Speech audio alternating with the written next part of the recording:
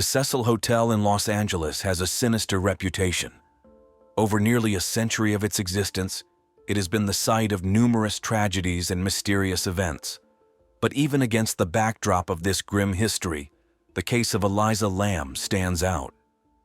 What happened to the 21-year-old Canadian student within the walls of the Cecil in 2013 still haunts those seeking the truth. The police investigated this case for a long time, but ultimately concluded that it was a suicide. However, there are far too many puzzling and suspicious elements in this story. It's all too easy to discern the outlines of a deliberate and brutal murder. So, what really happened to Elisa Lam? Why was her body found where it was found? And most importantly, who killed her and why, if it was indeed a murder?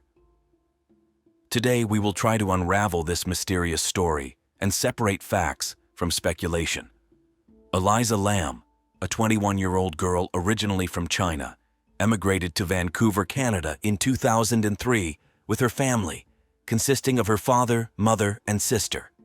Thanks to the large Chinese diaspora living in this city, adaptation was quick for all family members.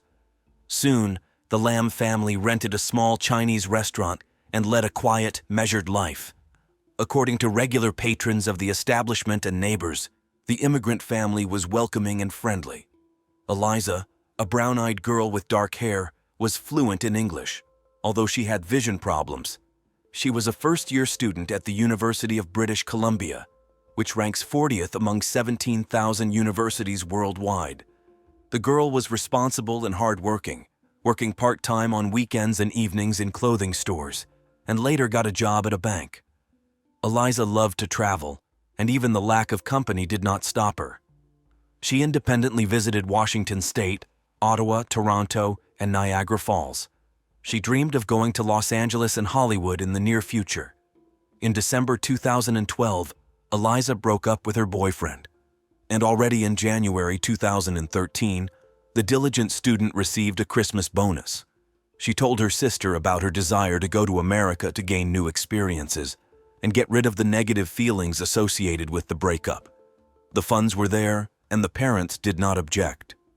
The solo journey began in San Diego, where Elisa arrived on January 22nd, and on the 26th, the girl arrived in Los Angeles and settled in the Cecil Hotel. It is worth pausing at this point and telling the story of the hotel chosen by Elisa. The Cecil was built in the 1920s. It was a 15-story building designed for wealthy people and businessmen. However, the owners later changed their policy, renting out rooms for long periods at low prices. The hotel's reputation rapidly declined. From a pretentious, fashionable establishment, the Cecil turned into a cheap hotel that barely reached 3 stars. The hotel has repeatedly become the final refuge for suicides. In 1954, Helen Gurney, exhausted from fighting a serious illness, threw herself out of a 7th-floor window. In 1962, Julia Moore also jumped from an 8th-floor window due to pregnancy by a man who refused to acknowledge the child and a difficult financial situation. Pauline Otten jumped from a 9th-floor window after an argument with her husband. She fell on top of Giorgi Giannini, a passerby. Both died on the spot. Another dark page in the hotel's history was the murder of guest Goldie Osgood, who was found in her room in 1964, brutally beaten and raped. This crime remains unsolved. After the Elisa Lam incident, journalists began to savor all these facts, calling the Cecil a hotbed of evil and otherworldly forces.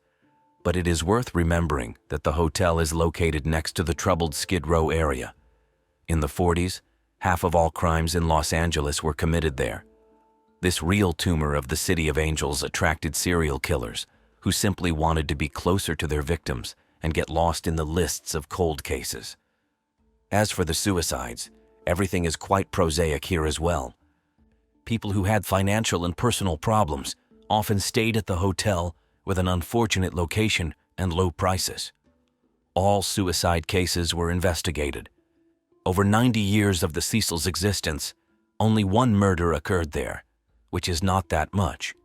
It is hardly possible to confidently state that the hotel is run by evil forces based on one case. This is a typical example of a cheap hotel where criminals and people with mental disorders sometimes stay. Finally, let's return to Elisa Lam. She checked into the hotel on January 26th and intended to leave on February 1st. According to the employees, the girl behaved normally, did not demand anything, and spent most of her time outside the hotel. So it was not possible to establish exactly what Elisa was doing from January 26th to 29th. On the 29th, she left a text message on Tumblr. "I'm staying in a terrible hotel. By the word terrible, I mean tasteless. But it was built in 1928. It's Art Deco. So yeah, the hotel is cool. I think Baz Luhrmann should have filmed The Great Gatsby here." What Elisa did on January 30th is unknown. On the 31st, the staff saw her in the lobby. She was talking to her parents. Around noon, she visited a bookstore. On February 1st, Elisa did not call home. The girl had a particularly strong connection with her family. There was an agreement that she would call them every day, which she did with pleasure. After waiting until the evening of the first day of February, her father called Elisa himself. There was no answer. Then, around 8 in the evening, he called the reception. The duty manager reported that the stay at the hotel had expired on February 1st. Since the reservation was not extended, the staff vacated the room, and her belongings were waiting in the storage room. The manager did not know where their owner was. The Lam family immediately went to the nearest police station. An officer helped them file a report dated the 1st. On February 4th, the case from the Los Angeles Missing Persons Department almost immediately went to the Homicide and Major Crimes Division. The reason for this decision is unknown, as there was no data on the commission of crimes against Elisa Lam. Perhaps the police acted preemptively. Or maybe they found coincidences with previous crimes. In any case, the disappearance of the Canadian student was handled by detectives from the most prestigious and competent criminal investigation unit. On February 5th, they arrived at the hotel. On the same day, 2 dog handlers with dogs were called in and began to inspect the building. They even checked the technical floor. This floor could be reached by elevator, but it was impossible to exit without a special key. The roof, which was locked with an electronic lock, was also checked. The opening was recorded on the hotel security alarm panel. There was no data on unauthorized opening or lock breakage. The police decided to play it safe. Search activities involving dogs did not yield any results. Elisa's fate remained unknown. Detectives seized video recordings from the hotel's surveillance cameras, ATMs in the lobby and neighboring buildings, and street camera footage. They had to analyze 800 hours of video recordings from January 31st and February 1st. While viewing the video recordings, the police came across a stunning find. The camera captured the missing girl in the elevator a few hours before her death. Other cameras did not record Elisa Lam leaving the hotel, so she remained inside. From the data that came from Canada, it became known about Elisa's diagnosed bipolar disorder. This is a veiled name for psychosis, which is characterized by an alternation of 2 states: lethargic, depressed, and excited active. The disease had a mild form, and according to the doctor, did not pose a danger to others or to Lam herself.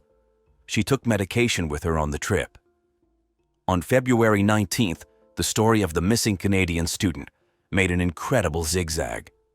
On the evening before and the morning of the 19th, several hotel guests complained about an unpleasant smell and strange color of the water. The Cecil Hotel had a personal water tower, 4 tanks with a volume of approximately 7,500 liters each, installed on the roof to maintain hydraulic pressure in case of water supply interruptions. The plumber decided to start checking the water quality with them. Inside one of the tanks, half filled with water, he found a floating body. According to him, this happened at 10 in the morning. At 12:49, a patrol officer officially reported that he saw a naked female body in the water. At approximately 1 o'clock, a whole column of firefighters and police officers began to pull the corpse out of the tank. Residents of Los Angeles watched the operation live. The television broadcast was conducted from helicopters of several TV channels. In addition, a whole flock of reporters settled on the roofs of neighboring buildings and near the entrance to the hotel. At 3:45, the body was pulled out of the tank. At 4 o'clock, the identity of the deceased was established. It turned out to be Elisa Lam.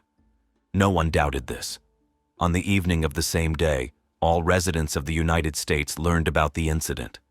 In the water tank, where the female body swollen from decomposition was floating, they found black men's shorts size M, a green t-shirt size L, a set of black lace underwear, a pair of black sandals, a red fleece jacket size XS with a hood and zipper, a wristwatch, and a key card for the Cecil Hotel. The absence of important items is surprising. A wallet, phone, and glasses, which were never found either in the room or near the body. The autopsy, conducted by a forensic expert, brought quite intriguing results. Of the intravital bodily injuries, 2 skin defects were identified under the knees of both legs. Abrasions 2.5 centimeters long on the right leg and about 1 centimeter on the left. It was established that Elisa had sexual intercourse shortly before her death, and drowning did not fit the case of Elisa Lam's death at all. On the inner side of the eyelids in the sclera, there were pinpoint hemorrhages, a sign of mechanical airway obstruction. The nasal passages were not blocked. This meant that after the body was removed from the water, there was no abundant discharge of foamy liquid from the lungs, and the release of foam is a significant sign of death by drowning. There was no water in the lungs, which means there was no reflex inhalation underwater. The girl got into the tank without breathing or with weakened superficial breathing. But Elisa Lam's death was announced as a result of drowning. Thus, Lam's death, which was not a drowning, was still declared a drowning. The police seized the medications that Elisa Lam took on the trip. Trace amounts of drugs were found in the liver, but the peak of action had passed long before death. They did not cause the death. On June 21st, the Los Angeles police put a bold end to their investigation, concluding that Elisa Lam committed suicide due to an exacerbation of bipolar disorder. Law enforcement agencies chose the path of least resistance, blaming the victim herself. How familiar this is. I wonder when they will start punishing law enforcement officers for negligence and unwillingness. Despite the fact that the Los Angeles police put an end to the investigation, recognizing Elisa Lam's death as a suicide due to an exacerbation of bipolar disorder, the public was not quick to agree with this. There were too many strange and incomprehensible things in this story to simply take and believe the official version. Both journalists and people who were simply not indifferent to the event saw a mystical trail in it, the dark intervention of otherworldly forces. But is everything really so mysterious? Perhaps it is worth looking for a more rational explanation. Let's agree with the police conclusion for a minute and consider this case from the point of view of suicidology. People who are prone to suicide have certain characteristic signs of behavior that an experienced specialist will notice immediately. From 70% to 90% of potential suicides in one way or another inform their loved ones, relatives, friends, about their intentions. But Elisa Lam did nothing of the sort, no alarming conversations or hints. Most women and girls who try to commit suicide do not die the first time. They either get scared at the last moment or just want to attract attention to themselves. Usually, the second or third attempt becomes fatal, although some practice this much longer. But Elisa, as far as is known, did not have any previous suicide attempts at all. The main reason for suicide is unbearable mental and physical pain that a person seeks to get rid of at all costs. But Elisa had a completely legal and effective way to deal with this: individually selected medications that she took under the supervision of a doctor. Why would she kill herself if the suffering could be overcome with medication? By the way, about the doctor. Elisa was being treated by the well-known psychiatrist Sarah Scarf, who had an impeccable reputation and many years of experience. There were never any complaints about her work, which means the diagnosis and therapy were correct. And if Elisa really had suicidal tendencies, Sarah Scarf would certainly have noticed it. After all, suicides, even unconsciously, give a lot of signals that an experienced specialist recognizes unmistakably. But the doctor was so confident in the stable condition of her patient that she calmly let her go on an independent trip abroad. She hardly would have done this if she had the slightest doubts. Yes, Elisa took the medications prescribed to her. So what? This is not at all an indicator of abnormality, rather the opposite. A person who follows the doctor's recommendations and regularly takes medication is usually quite adequate, able to control emotions and cope with stress. Moreover, with bipolar disorder, there are never hallucinations or delusions. Toxicological examination showed that on the eve of her death, Elisa did not drink alcohol or use drugs, and this could have exacerbated the manifestations of the disease. Another argument against suicide is the complete nudity of the body. Women who commit suicide never undress, because even in the last minutes of their lives, the thought that someone will lustfully examine their bodies is unbearable for them. But according to the official version, it turns out that Elisa undressed completely, threw all her clothes into a tank of water, and jumped in there herself. Isn't that strange? Moreover, death by drowning is terrible and painful. If the girl really wanted to end her life, she would have chosen something faster and simpler. Well, at least a jump from the roof. Fortunately, she was there. By the way, guests of this hotel who committed suicide usually jumped from windows, not drowned. Perhaps the key to this strange story lies in the video that captured Elisa Lam's last minutes of life. The police released this recording on February 13th, but there is one nuance here. In fact, the camera took these shots not on January 31st between 2 and 3 o'clock, as officially stated, but in the first half of February 1st. This was done so that investigators could check the testimony of eyewitnesses about the girl's last day of life. That is, the recording that got on the internet is not the original. So, the recording that got on the internet and caused such a stir is not actually the original. Before making the video public, forensic experts worked on it a lot. Some fragments were slowed down, some were accelerated, the date and time were hidden, and individual moments were cut out. Perhaps this was done because someone who was next to Elisa in her last hours got into the frame, and the investigation decided to hide this information. But even from this castrated video, certain conclusions can be drawn. Let's start with the fact that the girl enters the elevator on the 14th, the highest of the residential floors. She leans towards the buttons, presses them along with the door hold button. She is wearing the same clothes that will later be found at the bottom of the water tank. There are no glasses or, it seems, contact lenses on her. Elisa has to lean over to see the numbers on the buttons. The girl's movements are unhurried. She calmly stands in the corner of the cab. Analysis of her nonverbal behavior proves that Elisa is in a relaxed state, not feeling fear or anxiety. This is evidenced by the position of her arms and legs. It seems that she is waiting for someone, but some time passes, and no one enters the elevator. Then, Elisa approaches the exit, quickly looks out into the corridor, presses herself against the wall, almost in the same place where she was standing before. And a second later, she abruptly steps towards the elevator control panel, presses her back against the wall, as if she wants to be in the zone of invisibility. This maneuver looks more playful than anxious. Body language reveals embarrassment, but not fear at all. However, no one looked into the elevator, so after a short wait, Elisa slowly looks out into the corridor again, watching the part of it to the right of the elevator. The girl glances to the left, probably assuming that the one she was waiting for had already passed while she was hiding in the corner. Then, she jumps out of the elevator on both legs. Experts regarded these actions as foolishness, a game. Elisa clearly did not feel danger and was not really hiding. Further, remaining in the corridor, the girl moves to the left edge of the doors and disappears from the camera's view for a moment. Then, in the frames, you can see the edge of her skirt and part of her shoulder. Elisa slowly raises her arms above her head. Most likely, she is fixing her hair. Analysts see these actions as an expression of sexual interest. Having dealt with her hair, she returns to the elevator. Her arms are widely spread. Lam is trying to calm down.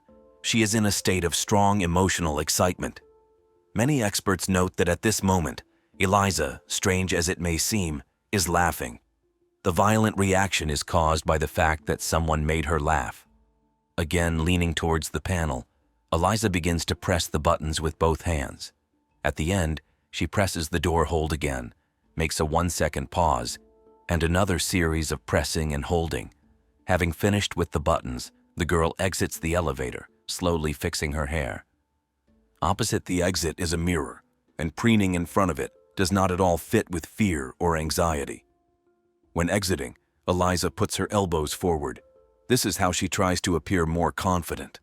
She stands to the left of the doorway, and although the resolution of the recording is low, experts discerned Lam is smiling. Perhaps not quite sincerely. Further, the analysis of nonverbal behavior records, the level of insincerity increases along with the level of anxiety. One of the markers is Elisa touching her shoulder with her fingertips.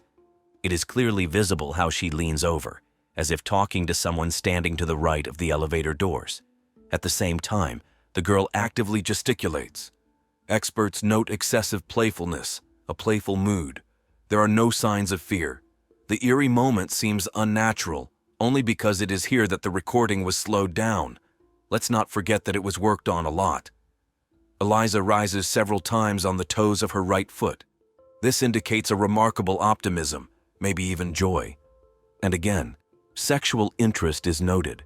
It all ends with the girl leaving the camera's field of view in the direction opposite to where her interlocutor was standing. The recording continues, and we see the elevator doors close and open twice. It is difficult to imagine that one can experience such emotions and perform such actions alone. As you know, mentally ill people, being in the grip of hallucinations, demonstrate specific motor skills. But nothing of the sort was observed in Elisa's behavior. Most likely, shortly before the described events, she met someone, perhaps even had a romantic relationship. On the video, the girl is playing hide-and-seek with her invisible companion. And although sometimes she shows some embarrassment, most likely, this is due to the fact that the acquaintance was short-lived, so Elisa felt a certain constraint and shyness. But definitely not fear.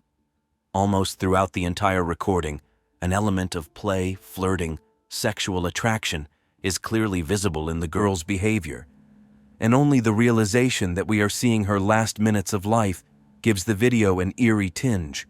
But in itself, this footage does not contain anything frightening. So, the conclusion suggests itself.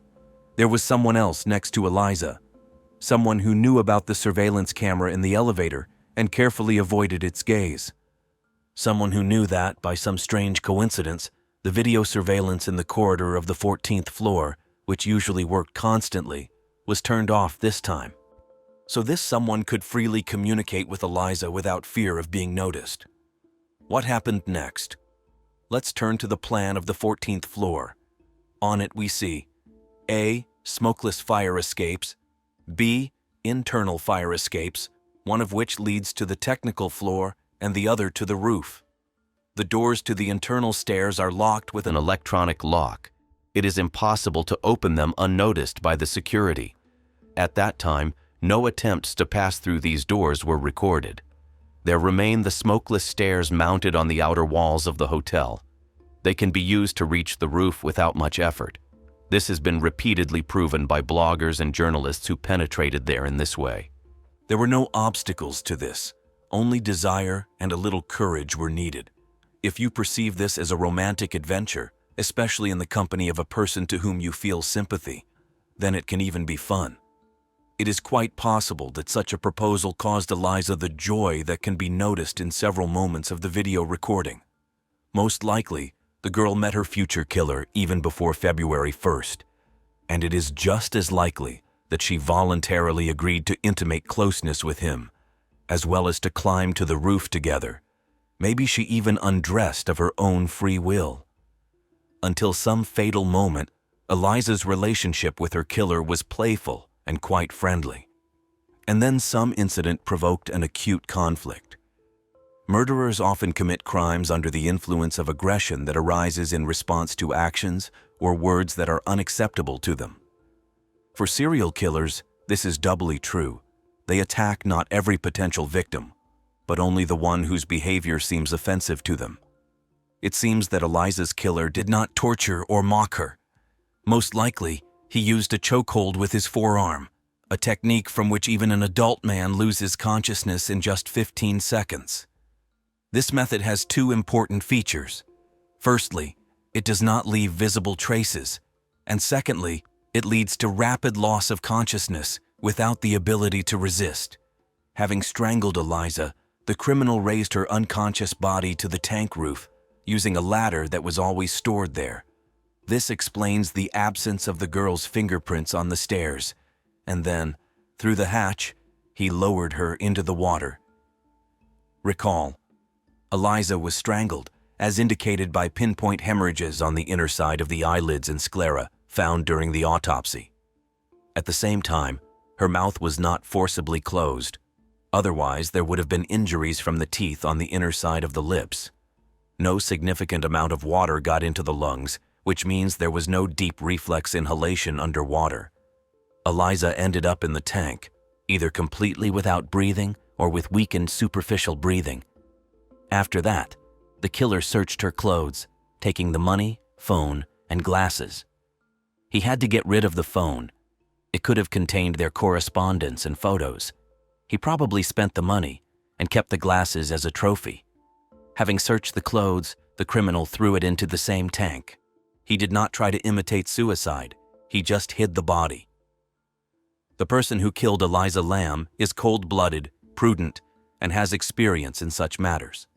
Perhaps she had already committed similar crimes before. The killer perfectly understood what the police would pay attention to and how he should act in order to remain unnoticed. It is possible that he knew. Water will destroy biological traces. If you look at the circumstances of Elisa Lam's death without bias, it becomes obvious that this is not at all like suicide. Did the Los Angeles police investigators not understand this? No, they were perfectly aware of everything. It's just that the reason they decided not to open a criminal case was extremely pragmatic. After all, if there is a bullet, there must be a gun. If there is a stab wound, there must be a knife somewhere. This is how murders usually happen. But when there is something incomprehensible, vague, something that is difficult to prove, it is better to close the case at the stage of inquiry. Why waste effort and time on searches that may turn out to be in vain? Even if this murder was committed by a maniac, it is worth waiting for the next episode in order to understand the criminal's model of action. By the way, a similar crime occurred just a month later. In Los Angeles, even without Elisa Lam, there are enough murdered women. Police resources should not be spent on an investigation that is minimally likely to end in a court verdict. Statistics require an increase in crime detection rates. Elisa Lam's parents demanded compensation from the hotel for negligence. After all, unhindered access to the roof still exists. But negligence can be seen in this story literally in everything. Many questions remain for the investigation. Can we assert that everything happened exactly as described above? Of course not. This is just one version. Yes, there are huge databases that describe the typical behavior of murderers. They work well as an example. But can we say with certainty that the criminals who are caught are similar to those who are still at large? Perhaps the police catch those who have primitive motivation? What if they ended up behind bars precisely because of the predictability of their actions? It is quite probable that Elisa became the victim of someone whose actions cannot be explained. We can only hope that someday the truth will come out. A young Italian woman, Veronica Panarello, faced numerous challenges in her life. At the age of 16, she met Davide Stival at a bar, who immediately caught her eye, and she quickly opened up to him. Despite the 4-year age difference, the couple conversed as if they had known each other for a long time. Despite the girl's youth, they started a relationship. Within 3 months, Veronica was already begging to start a family. The girl had no doubts. She wanted a child from David. He agreed and they moved in together. Soon, Veronica became pregnant. In 2006, when she was only 17 and he was 21, their son Loris was born. It was then that Veronica's family began to experience problems. Constant conflicts with her parents and the desire to run away from home intensified with the birth of the out-of-wedlock child. However, the young girl created a semblance of a family, contrary to the expectations of her elders. To the surprise of their relatives, the young couple's affairs were going quite well. Terrible trials lay ahead. But for now, Veronica tried to give her son everything he needed. Over time, the couple officially legalized their marriage. The young mother became pregnant again and gave birth to a second boy, whom they named Diego. Veronica essentially remained under the care of her parents.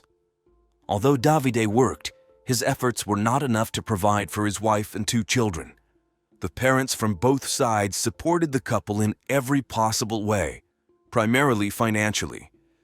Veronica, on the other hand, did not even think about looking for a job, having completely devoted herself to the children and the household. Her husband considered her an exemplary, industrious, neat, and loving wife. The children grew up, having genuinely warm relationships with their mother. She spent all her free time with them, although sometimes it resembled more of a friendship between peers. Probably because of the too early age of motherhood, there is an opinion that Veronica was still in a rebellious mood, which is why conflicts with her parents escalated. The elders believed that she would not become a full-fledged mother if she perceived everything as a game. But any attempts to get through to her ended in hysterics. The couple lived in a rural area with a population of 10,000 inhabitants, the town of Santa Croce Camarina in southern Italian Sicily, where everyone knew each other. For such a cozy corner, such early motherhood seemed strange. However, no one suspected that this reckless youthful haste would lead to the terrible tragedy that we will tell you about. On November 29, 2014, at noon, Veronica Panarello appeared at the police station. The 25-year-old woman reported the disappearance of her 8-year-old son Loris. According to her, in the morning, as always, she had brought the boy to school. He went inside with the other students. Then she took her younger son to kindergarten. Loris was supposed to be at school until 12:30. When the woman came to pick him up, her son was nowhere to be found. The mother became alarmed and could not find him. Immediately after that, Veronica decided to go to the police and write a statement about the disappearance of the 8-year-old boy. Law enforcement officers immediately contacted the school, but no teacher or employee had seen Loris that day. The students also confirmed that they had not met him either near the school or in class. Some thought that the boy was skipping classes. Others assumed that he could have been kidnapped. However, no one believed that Loris would voluntarily get into an unfamiliar car. He was too smart for that. So the question arose, how could he have ended up on the street if his mother had taken him to the school door and saw him go inside? At that time, her 29-year-old husband, Davide Stival, was working as a driver and was on a trip in Rome. The Carabinieri immediately called him, and the man was shocked by the news. It turned out that his wife had not even informed him. Then he called Veronica himself and she confirmed Loris's disappearance. David immediately got on a plane to get to the city as quickly as possible. As soon as he landed, he saw a post on his wife's social media with a photo of her and their son. It was an announcement that the boy had been found dead. Loris's body was found 4 hours after the police report. It had been thrown into a ditch near an old mill. The place was just minutes away from the couple's house by car. It was accidentally discovered by an elderly man who was hunting in the area. During his usual walk through the forest, he noticed something suspicious in the mud. As he approached, the witness realized that it was not just a discarded object, but the body of a child. The man immediately informed the police about the discovery. At the scene, criminologists found the child's mutilated body, unnaturally twisted in the ditch, with his pants pulled down and no underwear. Law enforcement officers immediately suspected a sexual motive for the crime. Investigators believed that they were dealing with a child molester, However, unlike typical perverts, he not only raped his victims, but also killed them. This made the criminal twice as dangerous. News of the tragedy quickly spread through the town, sowing panic among the inhabitants. The realization that every child could become a target of a predator instilled fear and forced people to change their usual way of life. The news of the murder in the small village instantly flew around all of Italy. The country's central TV channels talked about the victim. This event became one of the loudest newsworthy events of 2014, stirring up the public. Society demanded that the police catch the criminal as soon as possible and bring him to justice. Meanwhile, detectives, working tirelessly, searched for the monster capable of such an act to calm the community. The investigators working on the case immediately noticed some strange details. The crime was clearly not committed according to the classic scheme characteristic of typical rapists and maniacs. The strangest thing was not even the absence of the child's underwear. After removing it, the criminal put the pants back on the body. Such abusers do indeed often collect the victim's belongings, but they almost never put the clothes back on after taking the trophy. Moreover, no similar cases had been observed in this area before. The police turned their attention to the family of the deceased. Veronica and Davide were decent people. Everyone knew them as a loving young family. Despite the fact that the child was born when the mother was a minor, now she had become an adult woman and really gave the impression of a devoted mother. In any case, under such circumstances, the most valuable information can be provided by the family itself. So the investigators came to talk to the parents of the murdered boy. Here, the police found out that Davide spent very little time at home. Due to his work as a driver, he was with his family for no more than 50 days a month. Almost all the free time, the children were with their mother. Thus, the young woman was constantly left alone, without a husband. It was not easy for her to cope with household chores and raising children on her own. The woman often complained about the difficulties. Against the background of her loneliness, rumors about lovers spread through the town. However, during the check, it was not possible to confirm this information. At the Stiefel family's house, the police found Veronica.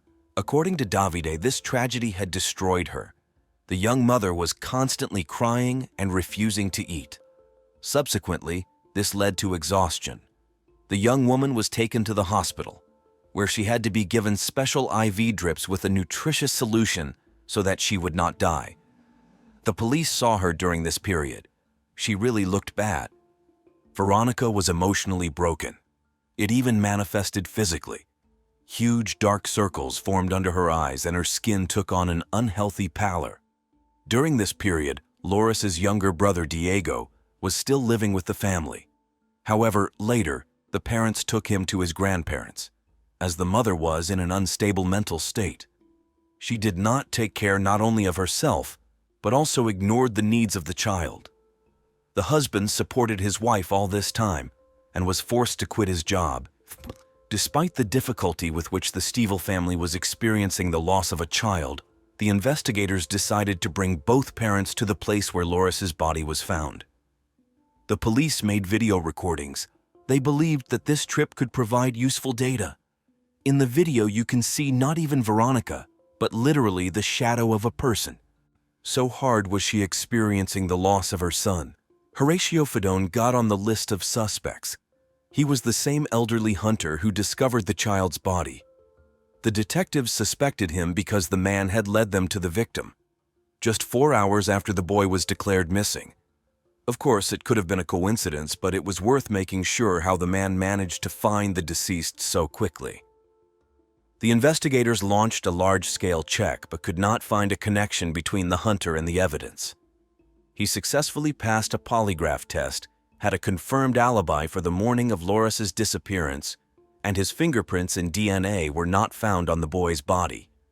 However, the heightened interest in Horatio Fedone led to local residents starting to accuse Veronica of having an intimate relationship with his grandson, and even with him. In the end, after rather harsh checks, all suspicions were removed from Horatio. The detectives were convinced that Horatio had indeed accidentally stumbled upon the boy. He had the misfortune to be in that place just a few hours after Loris was declared missing. At the same time, the investigation ran out of assumptions and leads. No traces indicating the perpetrator could be found, so it was decided to call in reinforcements of Carabinieri from Rome to join the investigation. The new participants in the case, having studied all the materials, believed that the mother was involved in the disappearance of her son. They immediately drew attention to the problems in the relationship between Veronica and her relatives. The grandparents told the investigators that the deceased boy had told them about a strange experiment at school. According to the child, his mother had bought plastic zip ties needed for classes. The boy talked about this literally the day before his disappearance.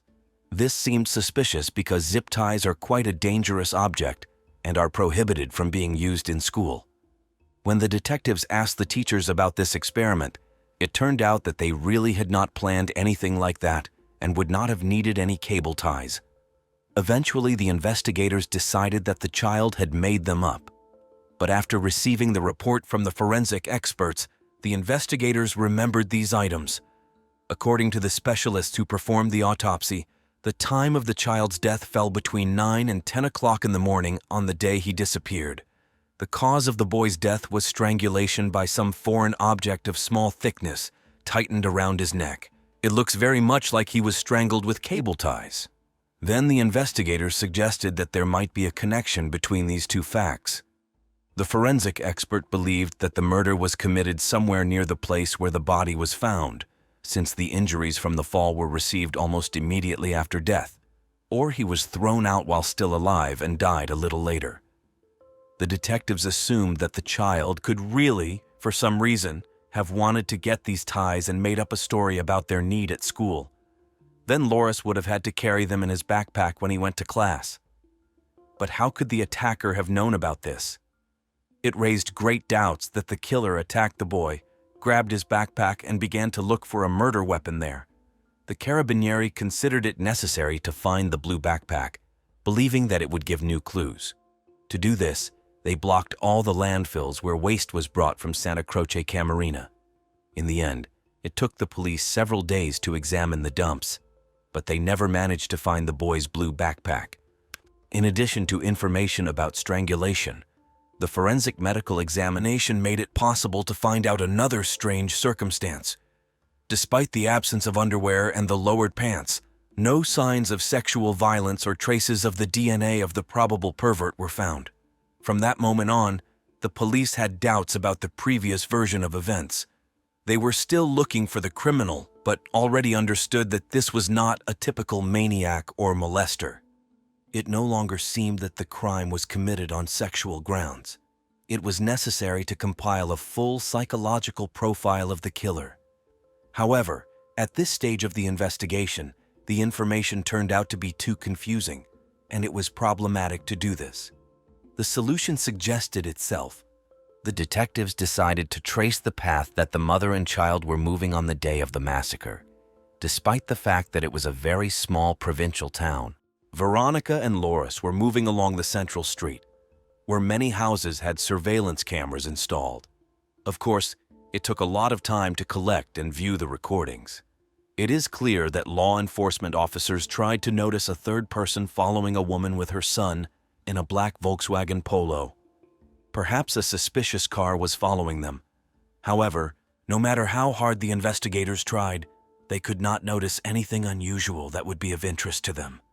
However, quite quickly, the detectives drew attention to several strange things. Firstly, they never managed to see the moment when the boy enters the school, although the mother continued to insist that she allegedly took him almost to the threshold of the educational institution. It became clear that Veronica was lying, and they did not reach the school that morning. After viewing dozens of hours of recordings, the investigators saw that only the younger child got out of the car near the kindergarten. The detectives continued to analyze the camera recordings from the entire district in search of clues. So they saw how at one of the intersections that Veronica was supposed to pass, she turned towards the church, not far from which the victim was later found. This seemed strange because for many years before that she had used a different road. What could have forced the young mother to change her preferences on the very day when her son was found dead? This aroused certain suspicions among the Carabinieri. At this stage, the police officers decided not to disclose the discovered information so as not to startle Veronica, but began to consider the young woman as a suspect. Experienced policemen decided to immediately check the veracity of her words. To do this, Veronica was asked to drive with the investigators along the same route that she used on the day of the child's death so that she could show everything personally.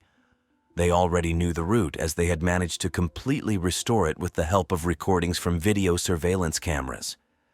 The woman agreed, and they began to conduct a reconstruction of events.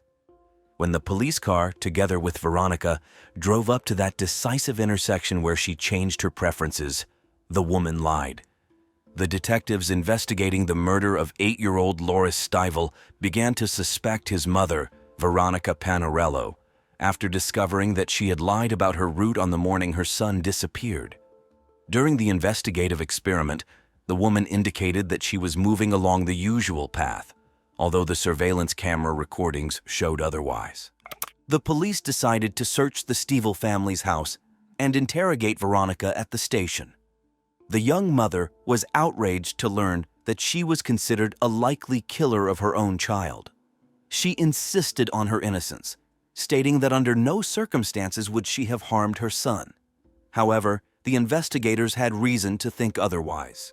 During the hours-long interrogation, Veronica admitted that she had dropped off her elder son Loris half a kilometer from the school that morning because she was in a hurry. According to her, someone could have attacked the boy on the way. The woman also denied being near the ravines where her son's body was found, assuring that she was not at all familiar with that area. However, the suspect's sister refuted these statements, saying that in childhood they often visited there and knew those places well. Veronica's presence in the crime area was also confirmed by surveillance camera recordings.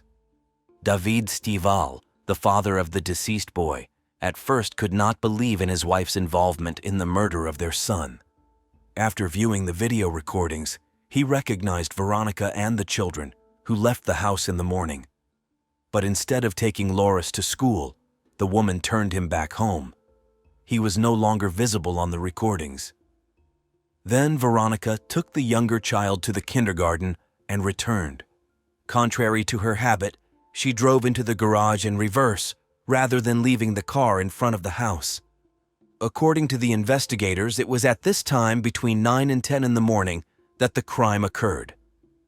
Loris was not at school and stayed at home, and when his mother drove into the garage, she was doing something out of the camera's view. Despite all the evidence, Veronica continued to deny her guilt, insisting that she had taken her elder son to school and her younger son to kindergarten, after which she returned home.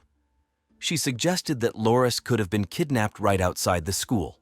But the police did not believe this because they saw on the video how at 9:23 Veronica left the house again, and just 2 minutes later she was heading towards the old mill, where her son's body was soon found.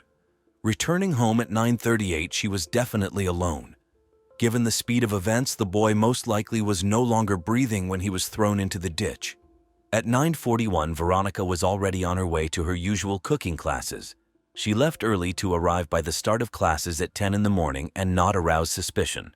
There, no one noticed any changes in her behavior. GPS data from Veronica's phone and car confirmed her movements established by the investigators. Unfortunately, the collected evidence was not yet sufficient for an official accusation, so the young mother was simply placed under arrest, and law enforcement officers continued to search for irrefutable evidence. At some point, it seemed that the suspect was about to be exposed, but suddenly, a policewoman who was on duty near the school turned to the station. She claimed that she had seen Veronica dropping Loris off at the educational institution on the day of the murder.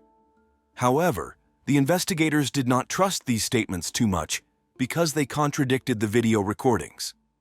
The policewoman could have simply confused the days since Veronica performed the same actions every morning.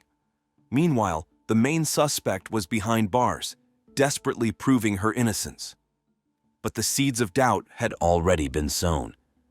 When the carabinieri told David about the discrepancies in his wife's route, he also acknowledged her behavior as suspicious and sided with the investigation.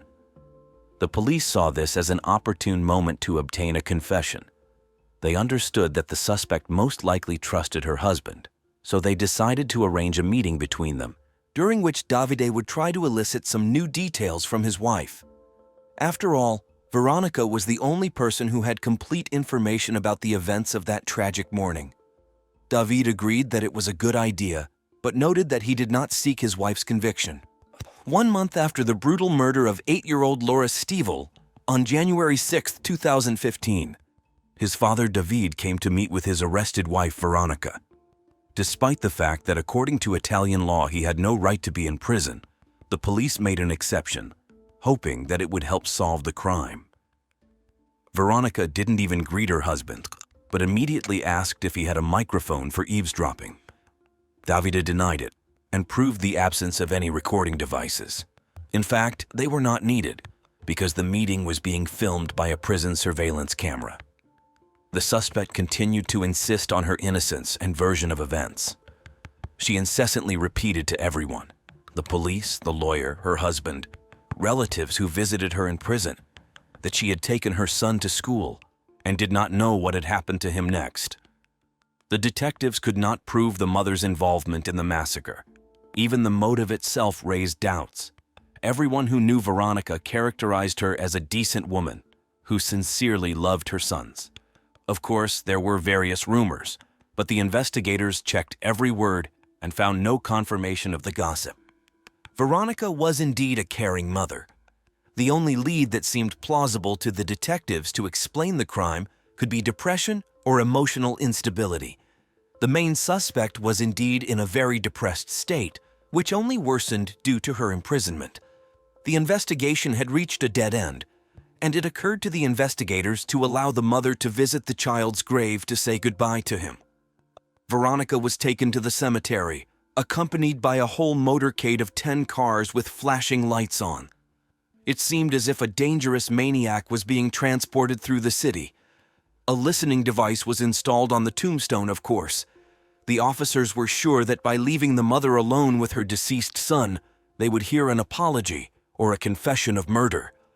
And Veronica started talking. But these were not at all the words that the police expected to hear. She was sobbing, praying, and swearing that she knew her boy's killer and would punish him. This came as a complete surprise to the carabinieri. Later, she was put in a car to be taken back to her cell. On the way, the young mother suddenly reported that at her son's grave she had some kind of insight. She admitted that she had begun to recall the events of that fatal day, which had previously eluded her memory. However, Veronica was not going to share this with the detectives. Instead, she expressed a desire to meet with her husband again. On November 6, 2015, David visited Veronica again. Of course, like all visits behind prison walls, this meeting was also recorded. This time, the main suspect admitted for the first time that she thought she had not taken the child to school at all on the day of his disappearance. The woman complained about difficulties in expressing her thoughts as she found herself in an unusual state. According to Veronica, that morning she seemed to have fallen out of reality and everything around her seemed shrouded in fog. From her fragmentary memories, she was able to recreate how she took her younger son to kindergarten and then returned home, where Loris was supposed to be. She left her elder son at home because he did not want to go to school. But when she returned, Veronica did not find the boy. Being in a strange state, she thought that she had already taken him to school, but realized her mistake when she came to pick up the child from school, and he was not there. The police, of course, did not believe the new version, but were convinced that they were moving in the right direction. It almost resembled the very confession they had needed for a whole year to bring the killer to justice.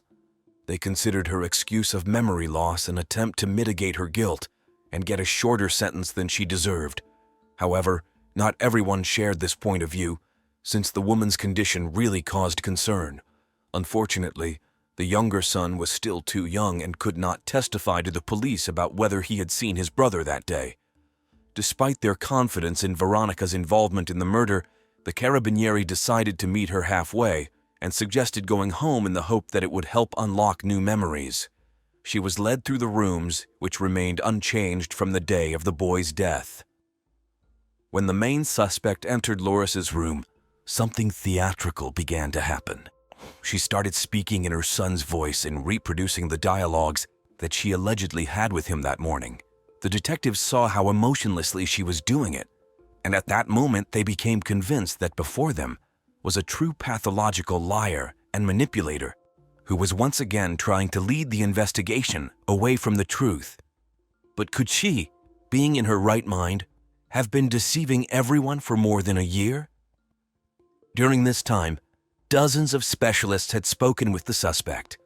Despite the fact that the police officers were not sure about the reliability of the new version of events told by the young mother, many still believe in it to this day. According to Veronica, after returning home from the kindergarten, she started washing baby bottles. Her elder son, Loris, did not want to go to school, so the woman allowed him to spend the whole day at home. While the mother was doing household chores, the boy was in his room. Veronica did not hear anything suspicious, but when she entered her son's room sometime later, she saw his blue body with cable ties tightened around his neck. The child had probably been playing with them and tried to tighten them around his neck. The ties were connected to each other like a necklace. As the woman recounted, her son froze with frightened eyes. He was pulling on one of the ends of the ties, thinking that this way he would be able to open them, but in fact, he was only tightening the deadly trap even more.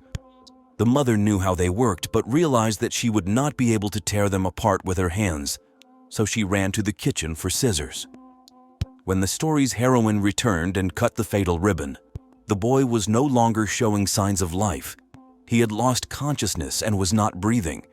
According to Veronica's confession, she had a panic attack.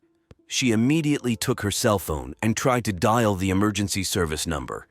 However, she was shaking so much that she simply could not dial the number. Her fingers were missing the buttons, and the numbers were blurring before her eyes. After all this, Veronica realized that she would be the one blamed for what had happened. Being in an inadequate state, she decided to get rid of her son's body. Later, the forensic medical examination confirmed the presence of scratches on the child's face and neck. They resembled real attempts to tear off the cable ties from him with fingernails. Unfortunately, the ties had cut too deep into the skin, so it was impossible to tear them off with hands. According to the investigators, in a panic, the mother could have pulled on one of the ends of the ties herself, which further aggravated the situation and finally cut off the access to oxygen. At this stage, the police decided to clarify the information and, if possible, awaken new memories, so Veronica and Davide were again taken to the place where Loris was found. Here, the mother admitted that she had indeed thrown the child into the ravine, but continued to deny that she had dealt with him herself. She still could not explain why the boy had no underwear. This circumstance did not fit into her story in any way. It also raised great doubts as to why an 8-year-old intelligent child would put these ties around his neck, tighten them more and more, and not even call for help. Later, the suspect recalled that the ravine turned out to be too deep, so the pants accidentally slipped off the body, and it twisted as the boy rolled to the bottom. At the trial, the prosecution tried to refute the mother's confession. Her uncharacteristic behavior was the most alarming. Veronica parked the car in the garage in a very unusual way, so that it was really convenient to load the body unnoticed. However, this happened at a moment when she could not yet have known about her son's death. According to her confession, he died later. In the opinion of the prosecution, this indicated the intentional nature of the murder. The defense continued to insist that the mother did not kill the child, but that he himself died due to negligence. Realizing the severity of what had happened, Veronica simply got scared. The woman was in a state of shock, so she took the body out and threw it away. However, she could not answer one of the key questions. The prosecution could not understand why she took the underwear off the boy and then put his pants back on. According to Veronica, she simply did not remember this. The prosecutor considered her actions an attempt to stage an attack on the boy by a rapist in order to lead the investigation along the wrong path. Initially, her plan worked, and the police were looking for such a criminal. But later they realized that it was part of the staging. During the trial of this case, an unexpected plot twist emerged. Veronica admitted that Loris was killed by the boy's grandfather on his father's side, named Andrea Stiefel. She allegedly had an affair with her husband's father. That day, the child caught them having sex and began to threaten that he would tell his father everything. Andrea Stiefel, the boy's paternal grandfather, allegedly attacked his grandson in a fit of anger and strangled him. Despite this strange turn of events, law enforcement officers were forced to check the accused's statement. They turned to the surveillance camera recordings again. Thus, the investigators found out that none of the men had entered the house that morning. However, in the footage where Veronica was leaving the house around 9:30, a dark silhouette was indeed visible in the back seat of the car. The Carabinieri were forced to involve specialists for the analysis of the video recordings, but they claimed that it was not the shadow of a person, but glare on the car windows. Andrea Stiefel himself denied both the connection with his son's wife and the murder of his grandson. He stated that this was another lie of a crazy woman. The grandfather had a confirmed alibi. In addition, there was no correspondence or even calls between the so-called lovers, which also refuted Veronica's words. Therefore, no one believed this new version of the defendant. Veronica's behavior suggested that the investigation was dealing with a person with mental disorders. Her strange behavior was emphasized by all the officers and specialists who communicated with her. One of the detectives recalled that during one of the interrogations, the woman suddenly began to sing, and also repeatedly her calm and loud speech changed to an indistinct mumbling under her breath with a blank look. Veronica seemed to periodically fall out of reality and could start smoking an imaginary cigarette. The defendant's mother said that Veronica had previously had mental problems. From an early age, she was repeatedly sexually abused by boys. At the age of 14, the girl tried to take her own life by drinking bleach after a quarrel with her school friends. The following year, she tried to hang herself in a greenhouse. Veronica underwent treatment in a psychiatric clinic. Once she called her mother and asked her to pick her up because the paramedic had allegedly raped her. But these accusations did not receive any confirmation, and no one believed the girl. A psychiatric examination showed that Veronica acted in a cold-blooded, prudent, and cruel manner. No serious mental disorders were found in her that would allow her to be declared insane. The trial lasted a whole 4 years due to constant postponements and additional investigations. Based on the results of the trial, she was found guilty of premeditated murder and concealment of the body. The judge sentenced her to 30 years in prison. After that, another performance took place. Obviously, the child's grandfather, whom Veronica referred to as the criminal, was in the courtroom. The defendant did not agree with the verdict, so she stood up and again began to accuse the man of all those absurd things that she had already voiced earlier in court. She was removed from the courtroom and sent behind bars. Veronica is still in prison, keeping the terrible truth of the death of the 8-year-old boy, which we will probably never know. However, most of the investigators who worked on this case believe that it was not an accident, but a planned, brutal murder. Probably, on that day, the son did not want to go to school. This had happened before. It was not the first case of him skipping.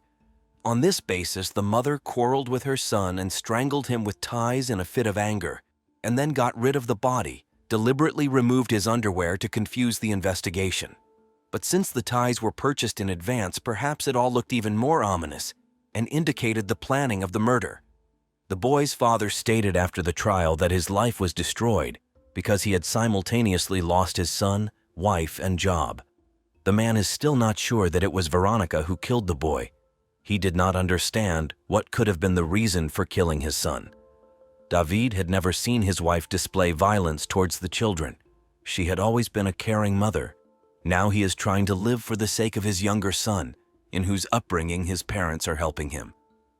The story of Veronica Panarello and her son Loris is a tragic tale of how impulsive decisions, lack of maturity, and emotional instability can lead to devastating consequences.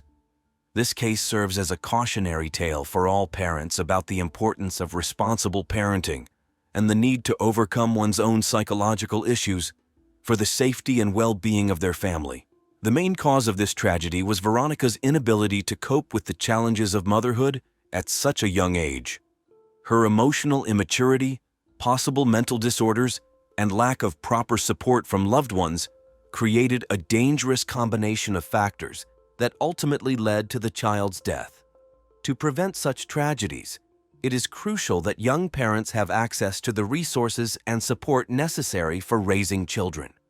This includes parenting education, emotional support, counseling, and assistance in case of psychological issues.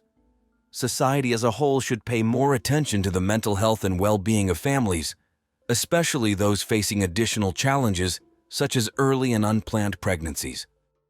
Taylor Bell, a high school graduate from the small town of Vienna in the state of Virginia, USA, decided to enter Virginia Commonwealth University. This educational institution, located in the state capital of Richmond, was famous for its first-class infrastructure and vibrant nightlife that revolved around the student body. The university, known for its achievements in the field of biotechnology, had about 30,000 students. For Taylor, the university's location was ideal, as it allowed her not to move too far away from her caring mother. Initially, the girl often traveled between the two cities, living for some time in Richmond with close friends of her parents. But later, she decided to settle directly on the university campus. On September 5, 2005, Taylor Bell intended to visit one of the local restaurants to have dinner with her friend Ben. After the meal, the student planned to skateboard with him through the city streets at night and then return to campus. That same morning, Taylor met with Ben to borrow his skateboard for a while, intending to return it in the evening. Around 10 in the evening, after meeting her friend, the girl came to the dormitory. However, her roommate was spending time with her boyfriend and asked Taylor not to disturb them. The girl agreed to leave, taking only her car keys, cell phone, and $40 in cash. Her purse was left in the room. Before leaving, the heroine told her roommate that she would return in a couple of hours. Contrary to her promise, Taylor did not appear in the dormitory either at the specified time or even the next day. The girl stopped communicating, did not respond on social networks, behaved very atypically for herself. Attempts to call her turned out to be futile, and all text messages sent through messengers remained unread. On September 7, 2005, the girl's mother went to the police with a statement about her daughter's disappearance. Law enforcement officers treated this without much enthusiasm, believing that the adult girl had just gone out somewhere and would soon return on her own. After all, students disappear almost every day, but in 99% of cases, such stories end with the favorable return of young people. Guys and girls can disappear for several days or more, spending time at parties with friends. A week had passed since Taylor's disappearance, and the police officers had not found out anything. Under pressure from the missing girl's relatives, the officers finally took the case seriously. They checked Taylor's activity on social networks and on her mobile phone, but found that the girl had completely stopped using them. This convinced law enforcement that the family was telling the truth, that something bad had happened to Taylor. Moreover, all the girl's things, including clothes, cosmetics, money, and a purse, were left in the dorm room. Taylor had never been out for long without these things before. In addition, no transfers or payments were recorded on her bank cards, which finally convinced the detectives of the seriousness of the situation. The police turned to the public for help through the media, but unfortunately this did not yield any results. Soon, Taylor's car was found, a white 1997 Ford Escort. It was parked just a few kilometers from the university campus. Law enforcement decided to put the car under surveillance for at least 12 hours, hoping that the likely criminal would return to it. Unfortunately, this did not happen, so the car was sent for examination. Taylor had no idea that her disappearance would become a real nightmare for the police, and especially for her loved ones. At the initial stage of the investigation, the detectives came across the first alarming find. It turned out that license plates stolen 2 months before the girl's disappearance were installed on Taylor's car. This suggested the involvement of a quick-witted and knowledgeable criminal in the case. As it became known, the numbers were registered in the state of Ohio. Investigators found that they belonged to a former resident of that state who had recently moved to Richmond. The owner of the numbers turned out to be a student who had previously reported their theft to the police. His words were confirmed, so suspicions were removed from him. In fact, such a trick was not something extraordinary, because some criminals resort to such tricks in order to confuse the trail and gain extra time. To obtain more information, experts from various fields were involved in the inspection of Taylor's vehicle. However, despite a thorough examination, this did not yield any results. Analyzing the missing girl's social circle, investigators immediately drew attention to a 38-year-old amateur photographer named Ben Foley, with whom Taylor was friends and met shortly before her disappearance. The man had no alibi for that evening. His testimony was confused and contradictory. He could not clearly explain where exactly he spent the night after Taylor's disappearance. Ben's apartment was of particular interest to detectives. They obtained search warrants for his home, as well as the room on campus that the missing girl shared with her roommate. The man immediately got on the list of suspects because after questioning, investigators concluded that there was an intimate relationship between him and Taylor, and that he was clearly hiding something. During a check of Ben's computer, shocking facts were discovered. It turned out that the man owned several sites where he posted quite specific content. On one of these resources, he published photos of naked and half-naked girls, and all of them were much younger than him. Some of them were minors. There were even pictures of very young children aged 3-4 years. The missing girl also posed for Ben. Taylor's mother was convinced that the photographer was using her daughter's photos illegally. In addition to these dubious activities, Ben had a criminal history related to stalking and domestic violence. Immediately after the start of the investigation, it was noticed that the man began to hastily delete his sites, probably trying to hide something from the police. He even sent a message to his subscribers about the need for an urgent cleaning. It should be noted that Taylor lived in the early 2000s, when young people were just beginning to actively use the internet. It was all new.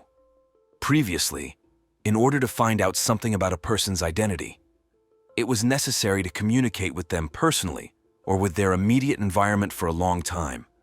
However, the example of Taylor and Ben clearly demonstrated to detectives how easy it is to obtain valuable information about a person from social networks. Studying the girl's digital footprint on the internet, the police paid attention to her profile on the suspect's website. Here, Taylor appeared completely different than in real life. Instead of a self-confident, sociable, and active girl, she seemed a frightened and withdrawn person. Judging by the restrained description in the profile, she was looking for new acquaintances in Richmond, since she had recently moved and did not know many people in this city yet. Investigators managed to find out that Taylor last logged into this site on September 4, 2005, less than a day before her disappearance. That day, the girl actively corresponded with several friends. Basically, these were light, easy conversations with jokes. Already after Taylor disappeared and people began to worry about her, a huge number of messages with words of love and support were sent to her address. Numerous friends of the girl by correspondence sincerely wished that she would return home as soon as possible, safe and sound. They did not even suspect what the heroine of this story really had to go through. Police uncovered the main suspect's dark secrets step by step, and there turned out to be quite a few of them.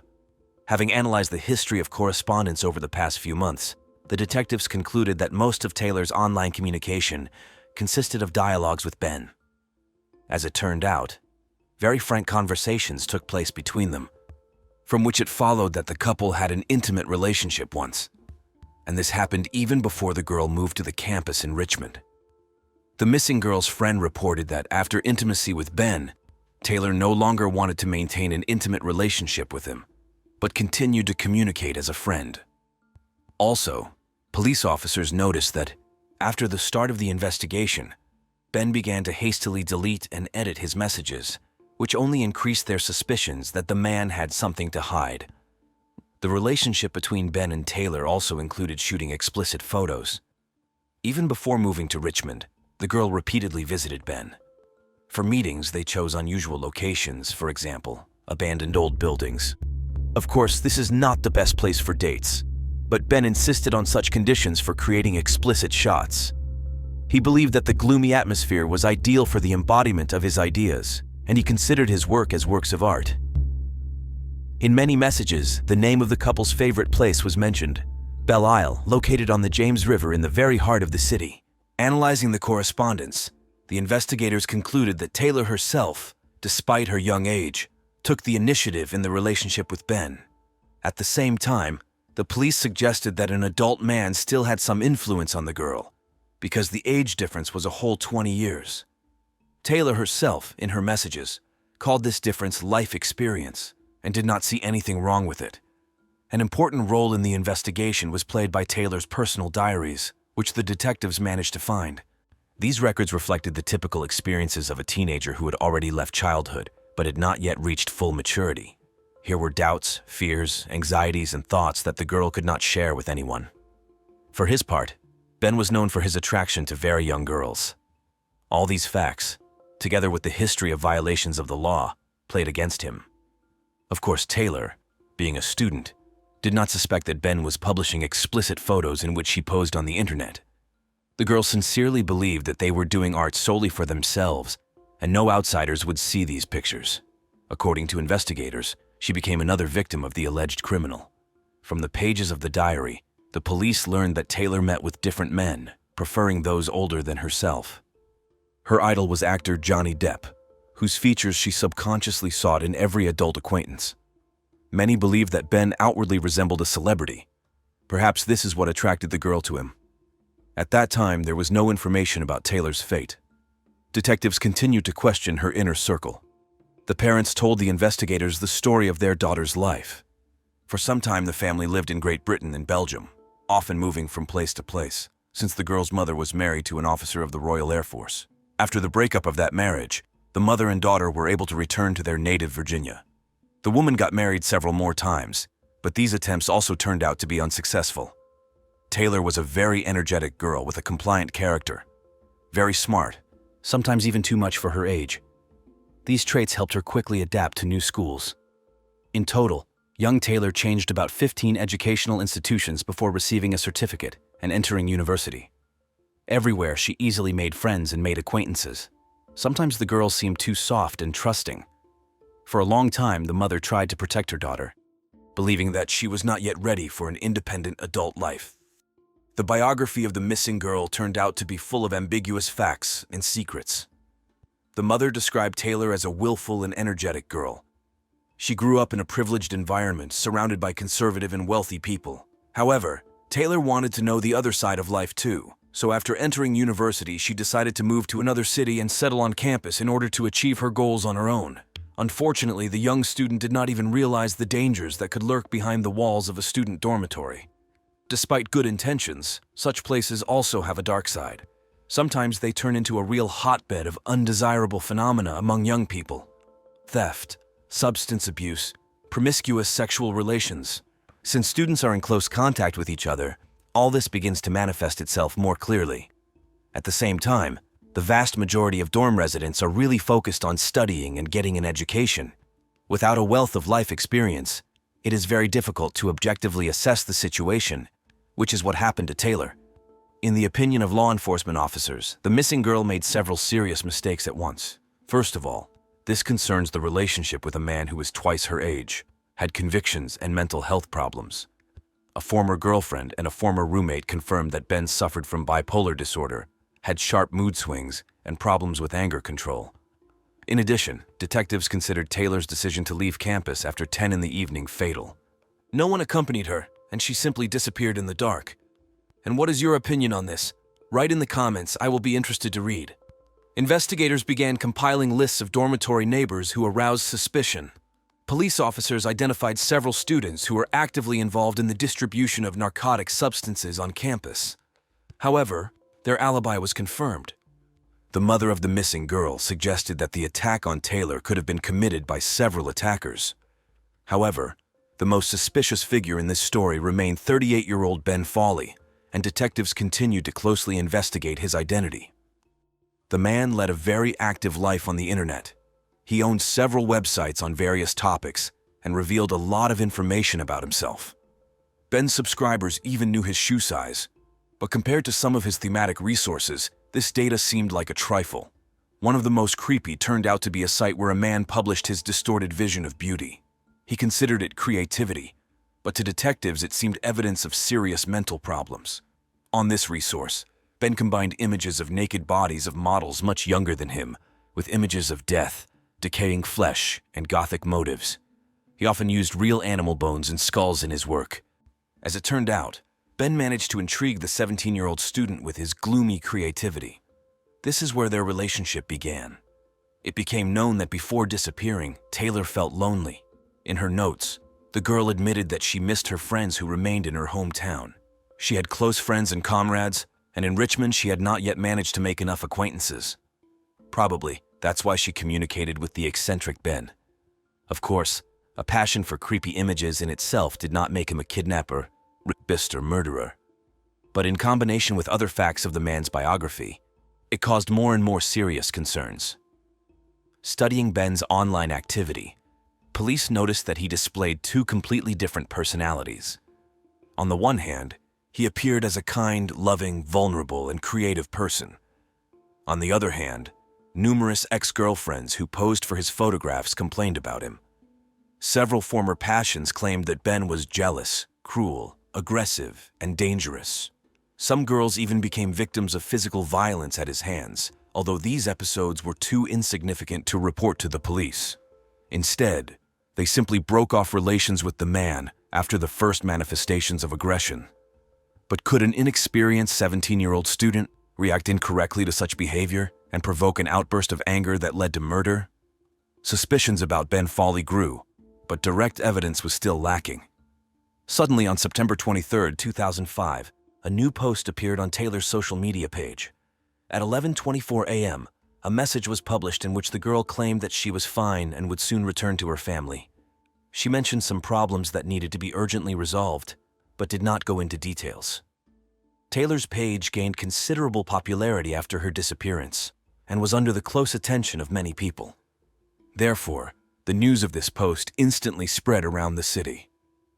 However, the police considered the post an attempt at staging, as no one had yet managed to contact Taylor. Law enforcement officers did not believe that this message was written by the girl herself.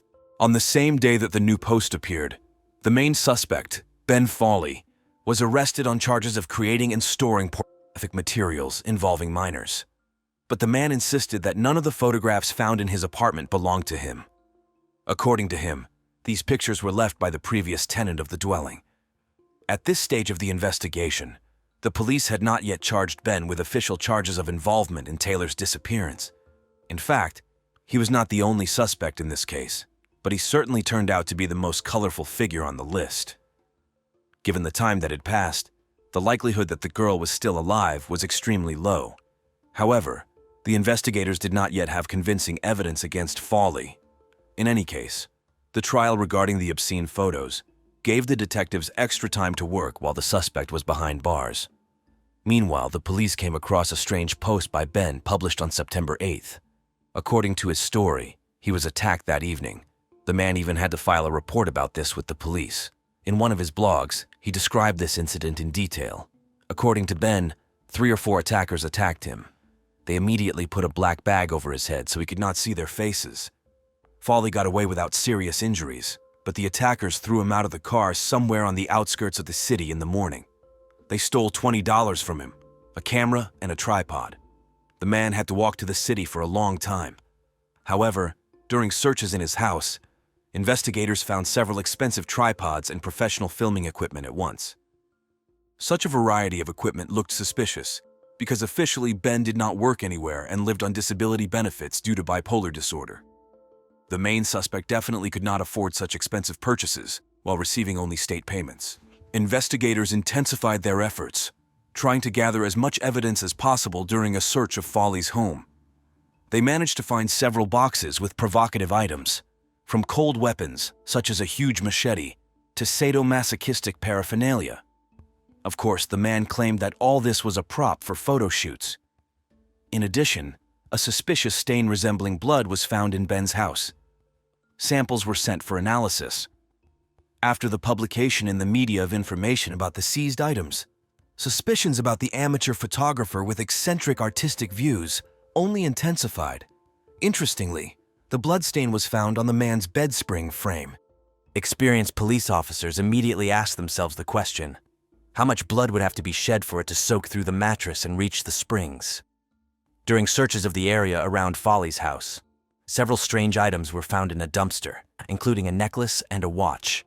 Clearly not the kind of accessories that people usually just get rid of. The police were also puzzled by the huge machete found in Ben's home. However, according to his statements, it served as a prop for photo shoots. In addition, the machete allegedly helped him make his way through dense thickets on the way to abandoned buildings and chop wood for a fire. In fact, the police had at least one more suspect named Jesse Schultz, whom they also thoroughly checked. It turned out that this was a 22-year-old student whose trail was managed to be found with the help of service dogs. When Taylor's car was found, specially trained dogs were used to search for the alleged criminal's scent traces. In the end, the scent trail led to the house where this young man lived. According to Jesse's confession, he began dating Taylor in August 2005. It was during this period, almost immediately after the girl moved to Richmond, that alarming entries appeared in her diaries. The Schultz family turned out to be the same friends of Taylor's father with whom she lived in the first days after arriving in the city. Despite all the efforts of the investigators, the truth about what happened to Taylor turned out to be much more terrible than they could have imagined. Taylor immediately began to complain about the son of the Schultz couple. According to the girl, the young man was so intrusive in his courtship of her that she no longer felt safe under their roof. This is what caused her to move to the university campus. However, Taylor did not mention that they were dating. After the service dogs picked up the trail that led to Jesse, law enforcement officers conducted thorough searches in his home. Traces of narcotic substances were found in the guy's room, which gave grounds for his detention. However, no concrete evidence of Jesse's involvement in Taylor's disappearance was found. In addition, he had a reliable alibi, so his name was soon crossed off the list of suspects. On October 5, 2005, investigators spoke with one of the missing girl's friends named Kevin. Despite the fact that they only met 4 times in total, this was enough for Kevin to get the impression of Taylor as an extremely trusting person. In addition, in his opinion, the girl was quite pliable and easily influenced by others. The last time they saw Taylor was the day before her disappearance. At that time, the girl seemed very inspired and excited. On the eve of her 18th birthday, she confessed to Kevin that she was going to do something risky, but did not specify what she meant. The guy suggested that it was about some kind of photo shoot. Already post factum, Kevin found out about Taylor's disappearance. On the same day, he turned to the police to tell about the recent events in the girl's life that he had to witness. In particular, it was during that meeting that he first saw Ben Folly, whom Taylor introduced as her photographer friend. Kevin immediately felt hostility towards this man because he made a very suspicious impression on him. Later, Ben himself contacted Kevin, trying to find Taylor, because he could not do it on his own. The guy had a clear feeling that the photographer was hiding something. Throughout October, the search for the missing girl continued. Police officers examined numerous locations in the vicinity of Richmond. These were places that Ben photographed as part of his project dedicated to highlighting the city's problems. One of these objects even had a separate blog of the man dedicated to it. About 100 kilometers from Richmond, in Matthews County, the body of a young woman was found in a shallow pit. It was impossible to identify her on the spot due to significant damage. The body was in a terrible condition. The soft tissues had significantly decomposed due to environmental influences and the activity of small animals like wild dogs. It was a horrifying sight, and one of the forensic experts literally could not stop his mouth from gagging at what he saw. Identification of the deceased's identity became possible only thanks to the recognition of fragments of clothing by her mother. In the end, the examination finally confirmed that the found remains belonged to the missing Taylor Bell. The woman was devastated by grief and vowed to make every effort to punish the monster who committed this terrible crime against her daughter. The place where the body was found was established, thanks to photographs taken by Ben. The attention of law enforcement officers was attracted by one of the locations that the man had been excessively interested in recently. It was decided to carefully examine the outbuildings located there, which brought results. The body of the deceased was found behind one of the barns on private property. Experts found that soil particles from the tires of Taylor's car were identical to soil samples taken near the barn. This indicated that the criminal had transported the body in the girl's car and then drove the car to another location. Most likely, Taylor was attacked almost immediately after she left the campus. It took no more than a few hours before she was dead. Fragments of duct tape were found on the remains of the body, suggesting that the girl was held tied up. Police turned to Ben Foley for comment. He claimed that the abduction was planned and carried out by his ex-girlfriend with the participation of several beefy young men. He himself was allegedly under the influence of drugs, did not directly participate in this madness, and does not remember anything. However, this testimony sounded extremely unconvincing. After confirmation of the worst fears, Taylor's family was waiting for only one thing: justice. After the discovery of the body, all the attention of the local community was riveted to the person of the eccentric amateur photographer. The fact is that Taylor's remains were found near Chesapeake Bay, in an area that had repeatedly appeared in Ben's photographs. This indicated that for a man, this location had a special, perhaps even sacred meaning.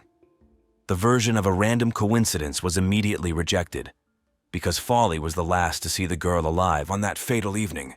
In addition, he was previously noticed in such a strange activity as collecting car license plates. Creepy details from Ben's past surfaced. In particular, an incident when he attacked his ex-girlfriend with such rage that the poor girl managed to say goodbye to life. After that attack, the defendant even inflicted bodily injuries on himself. The conflict reached such a serious scale that the girl, miraculously saved, was forced to take a restraining order against her ex-boyfriend. An internet investigation revealed a whole series of similar cases of Ben's inappropriate behavior towards his passions. Gradually, the level of aggression in his actions only increased. All these facts formed in the eyes of detectives the image of a mentally unstable man with deviant tendencies who lured young, trusting girls into his networks. On January 17, 2006, Ben Foley was officially charged with the abduction, rape, and willful murder of Taylor Bell.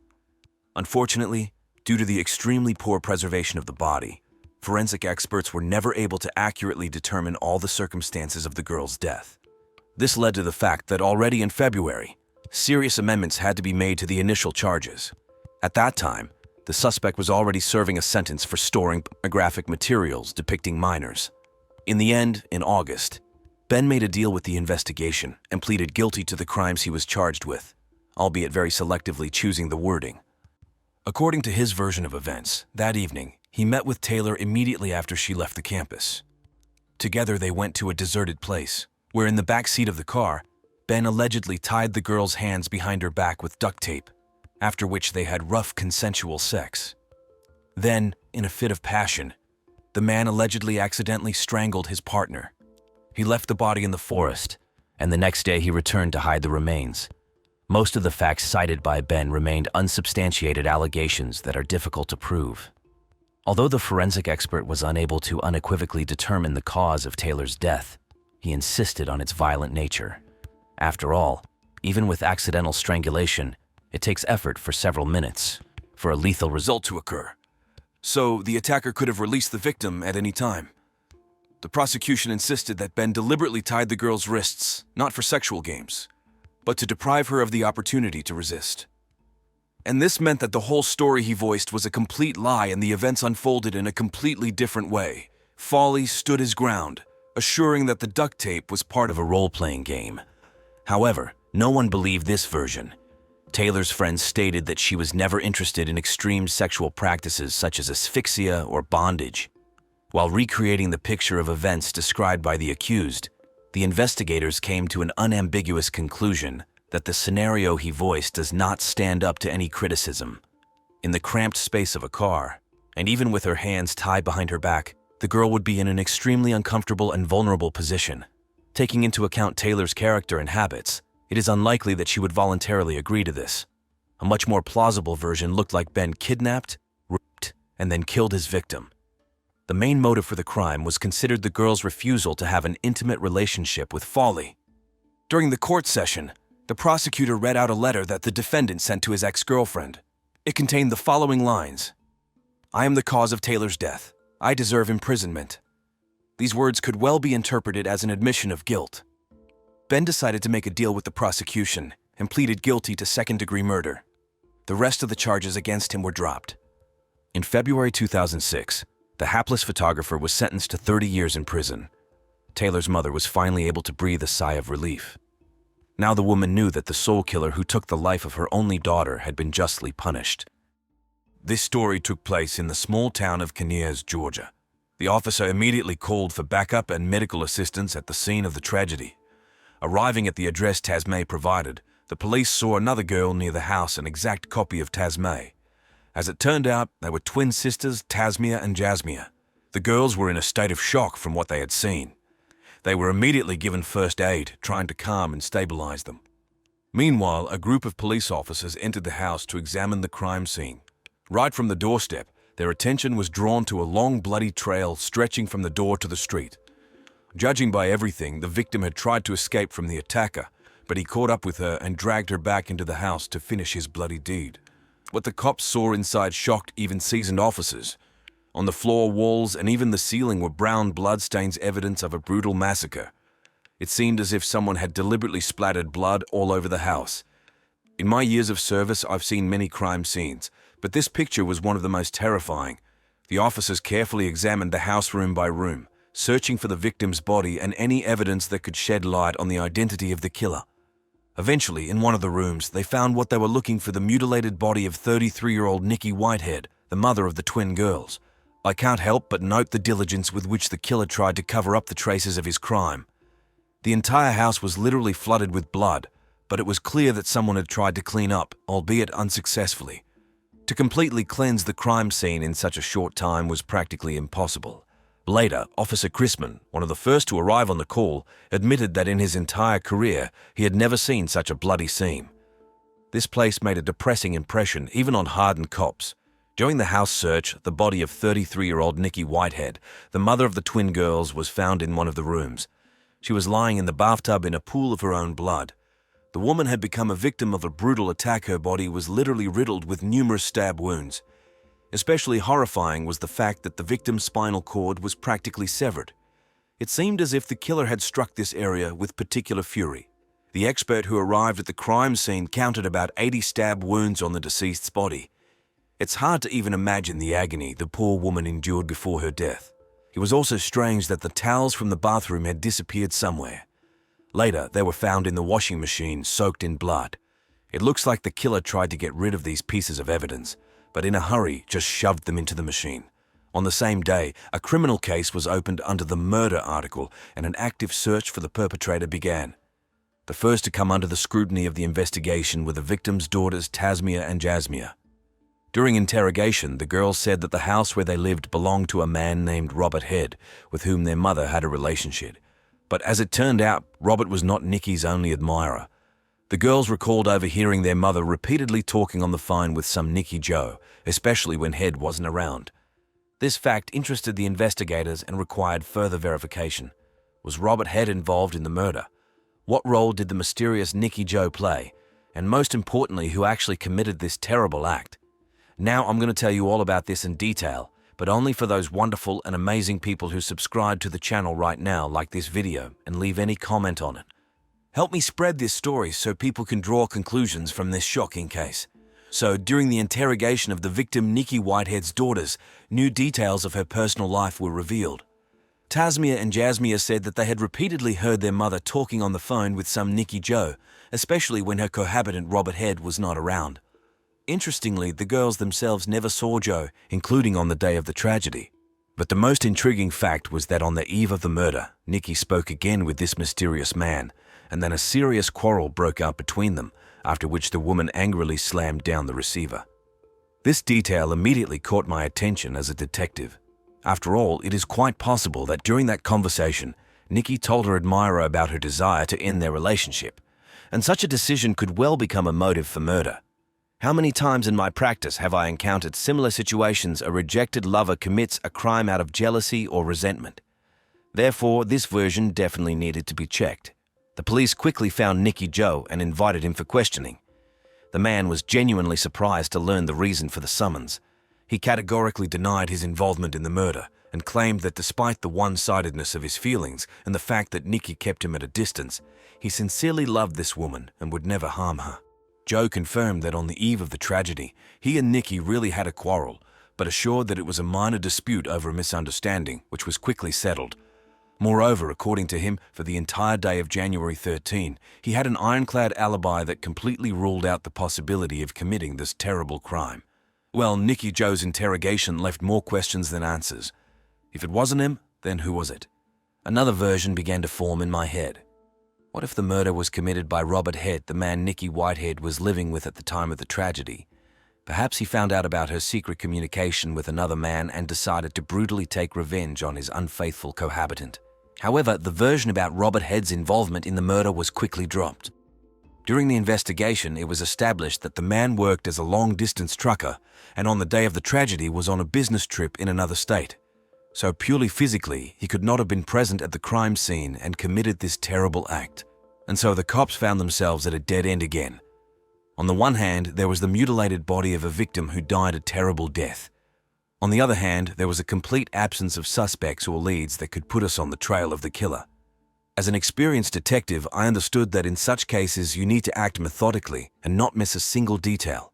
The first thing law enforcement did was thoroughly search the crime scene and collect all possible evidence from blood traces to fingerprints and microfibers. All these samples were sent to the laboratory for examination.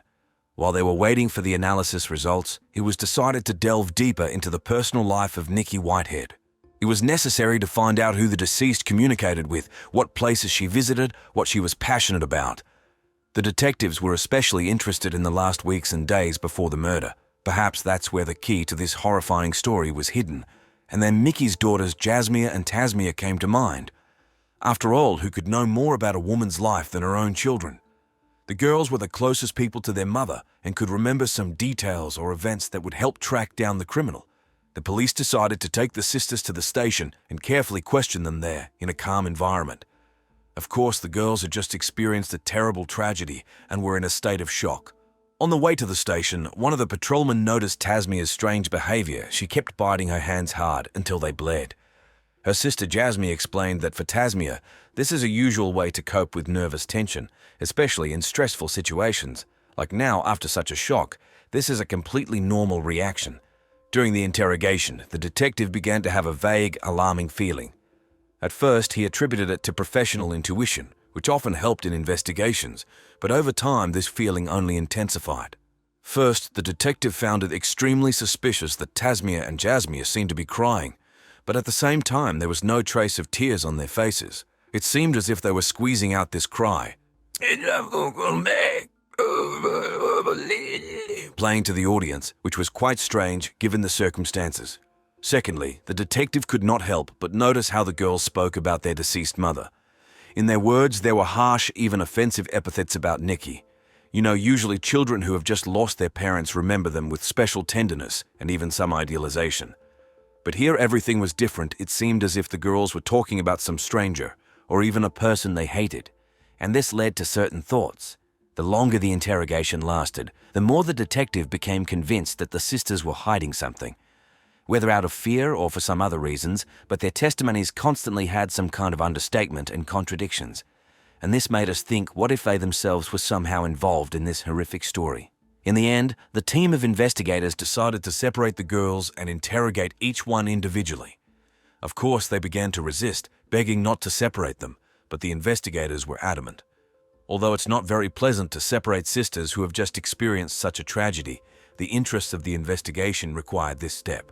By the way, another interesting nuance: Tasmia and Jasmia did not take off their gloves the whole time, even inside the police station. At first glance, it's a trifle, but in the context of the investigation, every detail can be important. So after completing the interrogation of Tasmia and Jasmia, the cops had a mixed impression. On the one hand, the girls seemed to be frank and admitted that lately their relationship with their mother had been, to put it mildly, strained. They even confessed that they sometimes thought about Nicky's death, but at the same time they insisted that they were not involved in the murder. On the other hand, it seemed that they were still hiding something. There were too many inconsistencies when comparing their testimonies obtained during separate interrogations. It's like putting together a puzzle, the pieces of which just won't fit together. And such a mismatch usually indicates a lie or concealment. Suspicions about the sisters only intensified after one incident. After the interrogation, the girls were sitting in the department room, hugging each other and seemingly crying. One of the employees, taking pity on them, approached and sympathetically asked if he could help them with something, do something for them. And then the unexpected happened. The sisters replied that they would like to watch TV. This moment just threw me off balance. Usually, children who have just lost their mother under such terrible circumstances are under such stress that TV is not even a question. But here, as if nothing had happened, life goes on as usual. Such a reaction seemed somehow unnatural, and it only heightened the doubts of law enforcement officers. In the end, the investigators came to the conclusion that it was necessary to talk with the entourage of the Whitehead family, their friends, neighbors, acquaintances, to ask them about how Nikki's relationship with her daughters was, what were the nuances of their family life. And you know, the very first conversations opened their eyes to many things. It turned out that during the interrogation, the girls significantly smoothed out the severity of intrafamily conflicts, presenting everything as if there were problems, but not too serious ones. However, reality turned out to be much gloomier. To begin with, Nikki Whitehead herself was not born in the most favorable conditions. At the time of giving birth, her mother was serving a sentence in prison for distributing prohibited psychotropic substances, so the little one was taken care of by her grandmother Della Frazier. The woman felt very sorry for the girl, believed that she was already unlucky with the imprisoned mother, so from childhood she indulged all the whims of her granddaughter. When Nikki grew up, she repeatedly got involved with bad company and came to the attention of the police. Fortunately, somehow it did without serious consequences, but the fact remains the childhood and youth of the future victim were far from ideal. As for Della Frazier herself, after the detectives communicated with her, the impression was formed that this woman was excessively indulgent to the antics of her granddaughters. Perhaps she loved them in her own way, but she absolutely did not know how to keep them within the framework of discipline to resist their whims. So the girls got used to the fact that their grandmother allows and indulges everything. All this only emphasizes the unhealthy atmosphere in which the sisters grew up. As it turns out, at the age of 17, she gave birth to twins Tasmia and Jasmia. Almost nothing was known about the girls' father, only that shortly after their birth, he married another woman and moved to Canada, actually leaving the children to fend for themselves. According to eyewitnesses, despite her young age, Nikki sincerely rejoiced in motherhood and loved her daughters very much. But the trouble was that without a job and her own housing, the young mother was forced to give the little ones to her grandmother for upbringing, and she herself went to earn money. In fact, for several years she disappeared from the life of Tasmia and Jasmia, only rarely visiting them and sending money. But the immediate upbringing of the girls was carried out exclusively by the grandmother. Interestingly, despite such difficult circumstances, the sisters grew up to be very smart and diligent. According to teachers at school, they demonstrated remarkable success, were excellent students. In addition, they were engaged in art circles, participated in the Scout movement. And Della Frazier herself did not hide that she dreams of a brilliant future for her granddaughter's admission to prestigious universities, a decent career. It would seem that despite her daughter's early pregnancy and her irresponsibility, the woman managed to raise the girls properly. But as often happens, behind the screen of well-being, a completely different reality was hidden. After talking with family acquaintances, the investigators realized that Della made the same mistake that she once did with Nikki. She brought up her granddaughters in an atmosphere of permissiveness and indulgence of whims. That is, if at school the girls behaved flawlessly, then at home they did not listen to their grandmother at all, did not recognize any rules or restrictions, and the woman could do nothing about it. But the real problems began when Robert Head appeared in Nikki's life.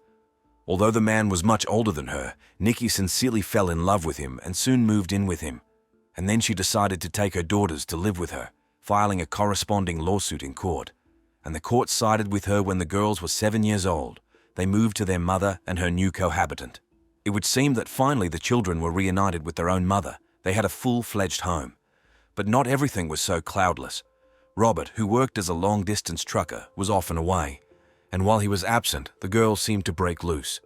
Accustomed to permissiveness at their grandmother's, now they took Nikki's attempts to discipline them, to teach them at least some rules with hostility. They openly rebelled against the routine established by their mother, although in fact it was quite reasonable lessons, limited time for walks, no gadgets before bed, and so on. But the girls were not going to put up with such oppression. According to neighbors, they tried in every possible way to circumvent their mother's prohibitions, and when she discovered disobedience, they quarreled with her through tantrums. It got to the point that Nikki began to take away phones from her daughters and forbid them to watch TV for their misdeeds. For girls who were used to freemen at their grandmother's, this was a real drama, and they openly declared that they were not going to endure it. So slowly, day by day, the conflict between mother and daughters only escalated. and I understood that this discord could result in something worse than just quarrels and tantrums. It remained only to guess how far could the girls go to finally throw off the maternal shackles. Be that as it may, Nikki Whitehead did not give up. Even at 25, having become the mother of 2 already adult girls, she tried to build the right model of life for them. Yes, sometimes it was not easy for her, and the methods were sometimes too harsh, but the woman sincerely strove to give her daughters what she herself did not receive at their age. Having obtained custody of the children, Nikki immediately established clear rules. Right after school lessons, time for walks and entertainment was strictly limited. At night, no phones or other gadgets. Complete obedience and submission to the mother. For any offense, punishment, from confiscation of equipment to a ban on watching TV. For girls who had lived for years in the permissiveness of their grandmother's upbringing, this came as a real culture shock. At some point, Robert Head, Nikki's cohabitant, witnessed one of these quarrels, and then a completely different relationship developed between him and the girls. When the man was at home, they behaved restrainedly, even a little afraid of him. But as soon as Robert left for another trip on a long-distance truck, the sisters seemed to break loose. Conflicts with their mother literally happened every day. The woman desperately tried to cope with her rebellious daughters, but where they're in her hands, they openly laughed at her attempts to educate them, to set some kind of framework. This daily struggle drained Nikki morally and physically. She was torn between work and the constant need to rein in her disobedient girls. But even then, the thought occurred to me, was this pedagogy limited only to moral pressure and strict punishments? Perhaps in the heat of another conflict, it even came to assault. At least some family acquaintances hinted that sometimes quarrels moved into a dangerous phase. But what really happened there behind closed doors remained only to guess. It would seem that after so many conflicts and even police intervention, the situation should have somehow improved. But no, the quarrels between Nikki and her daughters only escalated. Once, after another call, my colleagues again came to the Whitehead house, and they found a familiar picture there. A frightened Nikki claimed that her daughters had attacked her with their fists as soon as the door closed behind the police. However, something didn't add up in this story. When the cops went upstairs to the sisters' room, they unanimously assured that it was their mother who attacked them, not the other way around. Only the girls' words sounded extremely unconvincing. Unlike Nikki, whose hands were covered with fresh scratches and bruises, there was not a single abrasion on Tasmia and Jasmia, and this led to certain reflections. In the end, the girls were taken to the police station that day, and later a trial was held over them. Having weighed all the circumstances, the servants of Themis came to the conclusion that it would be better for the daughters to return to the care of their grandmother, and they should be temporarily isolated from Nikki. It was thought that Della Frazier would be able to curb her unruly granddaughters. But no, even this indulgent woman could not handle the sisters who had completely gotten out of hand. They openly neglected her authority, did everything their own way, regardless of comments or requests. And with age, their behavior became more and more aggressive. The girls repeatedly came to the attention of the police due to minor offenses and clashes. At the same time, Della continued to desperately make excuses for them, despite the obviousness of the problem. The woman sincerely loved her granddaughters and justified them in everything. But child protection specialist understood. The elderly Mrs. Frazier no longer has the strength and ability to raise 2 teenagers with such deviations. Someone was needed who could take the girls under strict but fair control. And then all eyes again turned to Nikki Whitehead. Despite all the complexity of her relationship with her daughters, she remained their mother and great hopes were pinned on her. So at the beginning of 2010, when the sisters turned 16, another court session took place. Its verdict was as follows. The girls must return to their mother for 2 weeks, a kind of probationary period. There were rumors that during this time, the supervisory authorities repeatedly visited Nikki's house to make sure that everything was okay, and allegedly there were no changes. The girls remained just as disobedient and problematic. However, the guardianship specialists stubbornly turned a blind eye to this. They hoped that during these 2 weeks, the daughters would somehow come to an understanding with their mother, find a common language. But as it turned out, Tasmia and Jasmia themselves were extremely dissatisfied with this decision. They unanimously declared that they did not want to live under the same roof with Nikki, that they preferred to stay with their grandmother. It seemed that the prospect of spending at least a few weeks with their own mother caused them almost panic fear. And in my opinion, such a reaction was very indicative. But no matter how much the girls protested, no one listened to them. Everyone around stubbornly believed that these 2 weeks would be fateful for the Whitehead sisters. That it was during this time that they would finally come to an understanding with their mother, begin a new life as a normal, healthy family. How could they have imagined then what a horrific surprise awaited them in the near future? And so, after long vicissitudes and disputes, Tasmia and Jasmia still found themselves in the house of their mother Nikki Whitehead and her cohabitant Robert Head. The girls had just turned 16, and they were to spend 2 fateful weeks with their mother, a kind of probationary period that was to determine their future life. But fate decreed otherwise. Just 8 days after the start of this experiment, the irreparable happened. Nikki was found dead in her own home. The woman became a victim of a brutal murder, the circumstances of which shocked even seasoned police officers. Since all the evidence against the Whitehead sisters was indirect and circumstantial, the girls had to be released. They returned to their adored grandmother and at first glance began to live their usual life, the same as they led before their mother took them to live with her for the last time. According to relatives and neighbors, the girls became simply inseparable. If before they spent a lot of time together anyway, now they did not leave each other for a single step at all, as if they were afraid of getting lost or losing that invisible but strong sisterly bond. But the change in their behavior was most striking. If before the tragedy Tasmia and Jasmia were rather noisy and problematic girls, now they behaved quietly and calmly. Against the backdrop of accusations and gossip that rained down on them after their mother's death, the sisters seemed to be trying to become as inconspicuous as possible. At school, they almost stopped communicating with their peers. Immediately after classes, they hurried home. It seemed that the girls deliberately avoided any contact with the outside world, as if fearing unwanted attention to their persons. Meanwhile, the investigation into the murder of Nikki Whitehead was delayed for many months. The investigation carefully collected and checked all possible evidence, interviewed witnesses, put forward versions. But despite all efforts, the case did not budge for a long time. It seemed as if the criminal had not left a single trace, a single clue that could be grasped. And so, in May, the results of the examinations of the evidence collected at the crime scene finally came. For me, they did not become some kind of revelation, rather. They only confirmed those suspicions that arose immediately after acquaintance with the case.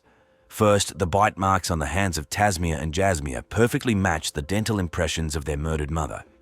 Remember the episode when Tasmia suddenly began to bite her hand in the police car as if from severe stress? As it turned out, she did it not at all because of nervous tension. It was a desperate but extremely stupid way to mask the traces of her mother's teeth on her skin. Secondly, 2 boxes with their shoes were found in the sisters' room, on which traces of Nikki Whitehead's blood were clearly visible, and also that missing stack of towels from the bathroom, which I mentioned earlier. It was found stuffed into the washing machine, soaked in blood not only of the victim, but also of the twins themselves. These and other facts eloquently testified that it was not some mysterious malefactors who were involved in Nikki's death, but 2 people dear to her, Tasmia and Jasmia, teenagers whom she so desperately tried to curb and put on the true path. Her own daughters. The only question that remained somewhat vague was the distribution of the sisters' roles in the commission of the crime. DNA examination was powerless to determine to which of the twins certain biological traces belonged. However, I had practically no doubt that the girls acted together and deliberately. The murder of the mother was not some tragic coincidence. It was planned and implemented as a well-organized and thought-out crime. Of course, the young age and the stunning cruelty of the deed could raise doubts. Are these delicate 16-year-old creatures really capable of such brutality? But unfortunately, my many years of practice show that anyone is capable of murder. And if a person has already decided to cross the line of law and morality, age and gender do not play the main role at all. Additional confirmation of this version was the video recording from the surveillance cameras of the school where the girls studied. It clearly shows how on the day of the murder, January 13, Tasmia and Jasmia enter the educational institution together at 10:17 in the morning. That is, in fact, they are late for half of the lessons. This raised a lot of questions. After all, if everything was as the sisters told at first, they should have left the house at 7:30 and, in the worst case, been late for some half an hour. Instead, we see the absence of girls in several classes in a row, and this leads to certain reflections. What were they doing all this time? Where were they and what were they doing instead of sitting at their desks? Of course, at first the thought arose that Tasmia and Jasmia could simply skip classes like many other teenagers. But in the context of all the circumstances, this version looked unlikely. Unfortunately, it looked much more like the girls spent the morning hours implementing their horrific plan. Realizing the seriousness of the suspicions and the evidence collected, on May 21, our group went to the Whitehead Sister School. Right on the territory of the educational institution, in front of the stunned students and teachers, the detention of Tasmia and Jasmia took place. The girls were placed in an official car to be taken to the police station for further investigative actions, and here we witnessed a striking change in the behavior of the sisters. If earlier they pretended to be frightened and confused victims of circumstances, now they seemed to have dropped their masks. In the police car, the girls began to behave defiantly, even aggressively. They unanimously declared their non-involvement in the crime, accusing the cops of deliberately appointing them guilty in order to close the high-profile case as soon as possible. Even being in the police station, in the interrogation room, the sisters stubbornly refused to admit their guilt. It seemed that neither the iron evidence nor the psychological pressure was able to break through this wall of defiant silence. Tasmia and Jasmia sat side by side, tightly pursing their lips and looking at one point. In their eyes, one could read not only fright, but also some strange determination like that of people who have already made a fateful decision. Looking back, I think it was at that moment that we all finally saw the true face of the Whitehead sisters. Not frightened children, not victims of circumstances, but two young individuals capable of a brutal and insidious crime. Cold-blooded, prudent murderers despite their 16 years. On July 12, after a thorough study of all the evidence and circumstances of the case, Tasmia and Jasmia were officially charged for the premeditated murder of their mother, Nikki. The girls were taken into custody before the trial. Without the right to bail, the charges against them were too serious. But the most interesting thing happened a little later.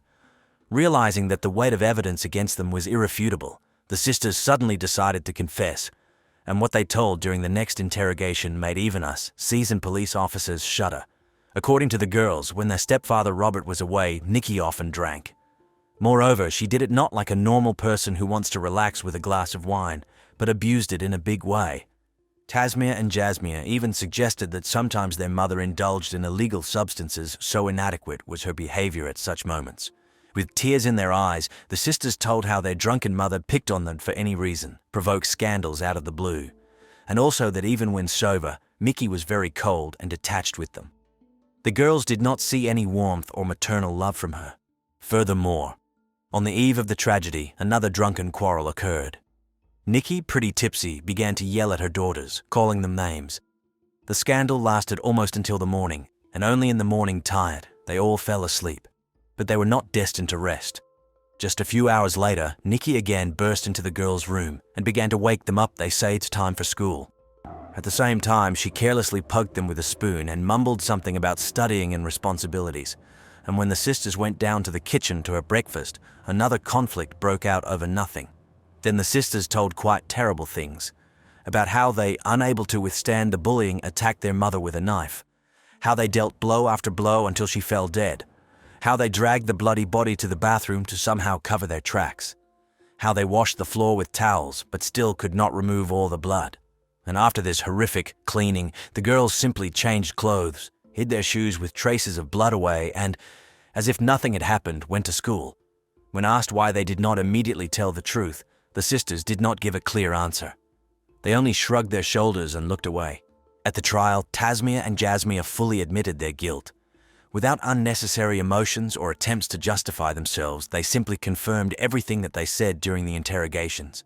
For the premeditated murder of their mother, the Whitehead sisters were sentenced to 30 years in prison. Their lawyer stated that such a sentence gives the girls hope for the future. They say, if they had not admitted guilt, the term could have been much tougher. Interestingly, even after being behind bars, the sisters managed to finish their schooling. Their grandmother, Della Frazier, was present even at the graduation. Despite all the horror of what her granddaughters did, the old woman continues to love and support them. An amazing woman, in my opinion.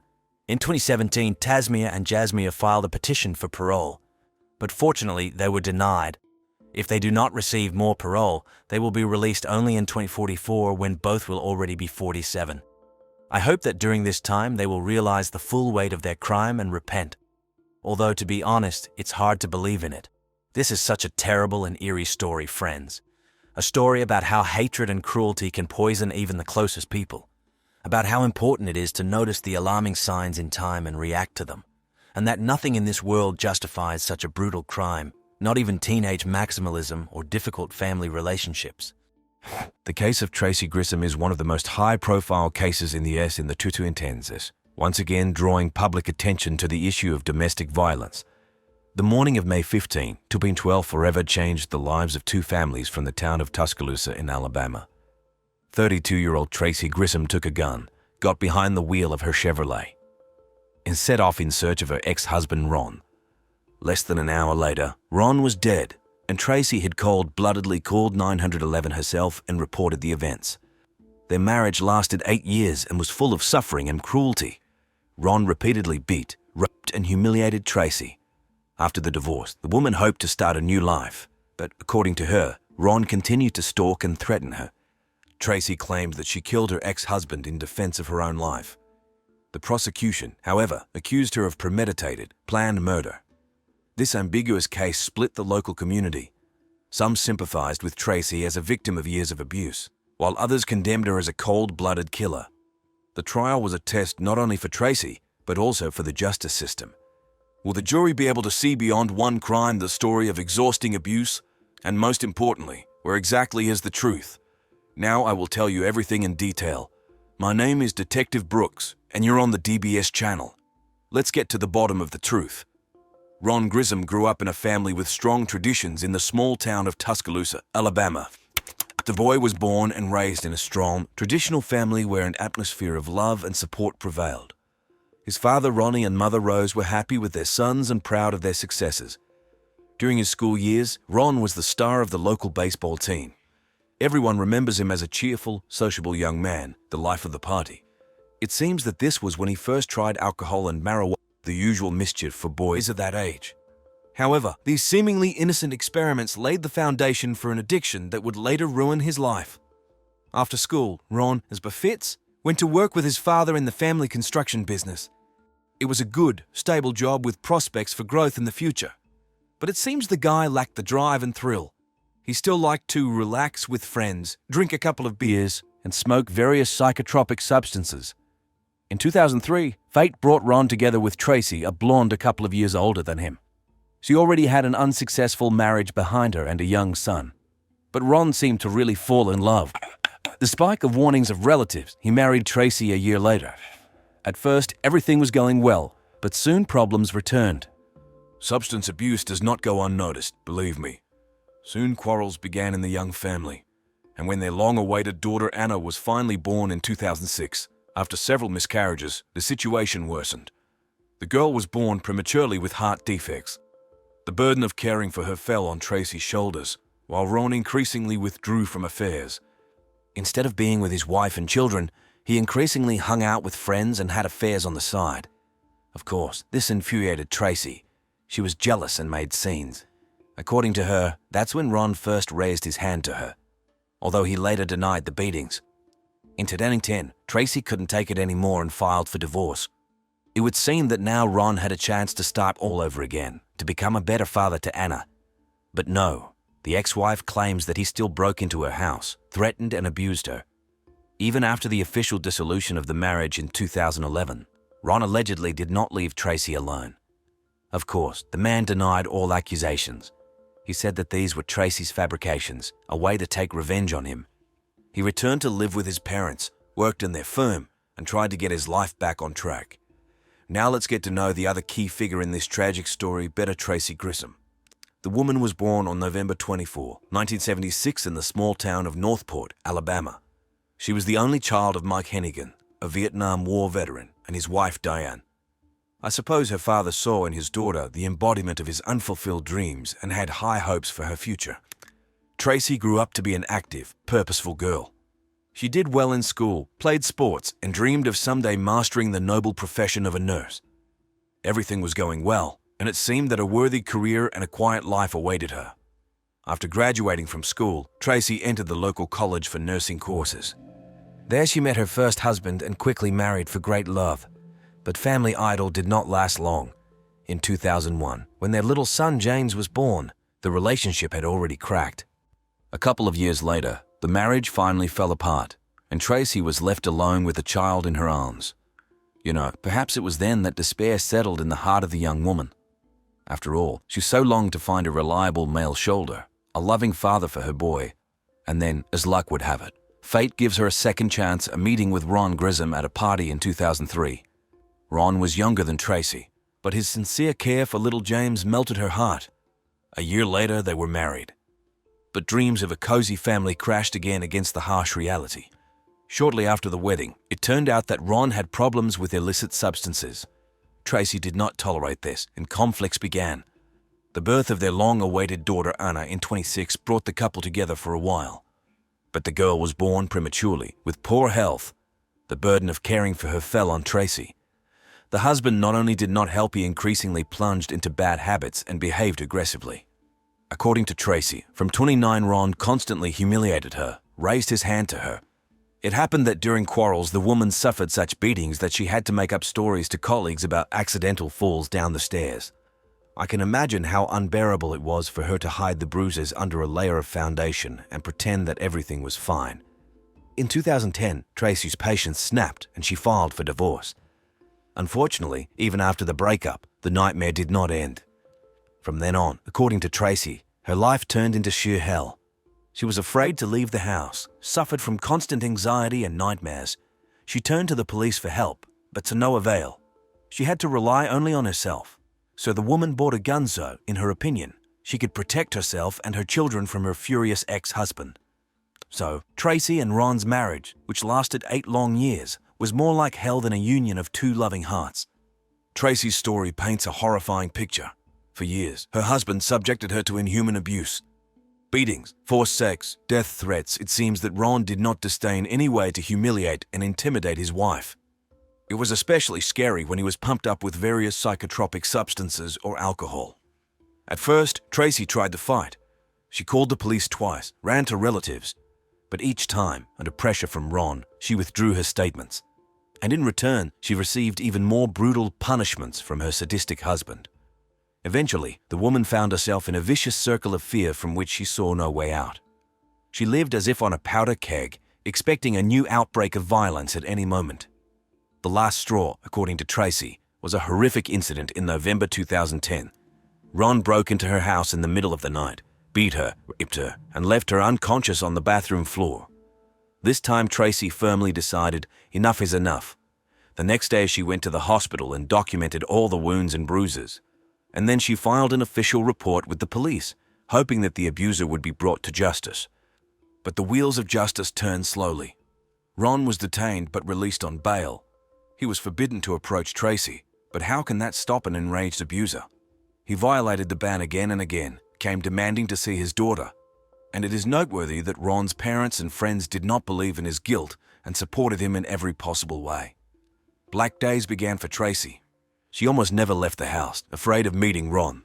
She armed herself with a gun for self-defense. But there was no peace, day or night. The woman was tormented by nightmares where she again and again found herself in the hands of a rapist. Because of these experiences, she lost a lot of weight and turned grey. Of course, Tracy cherished the hope that Ron would be put behind bars and she would finally be able to start life anew. But the bureaucratic machine stalled.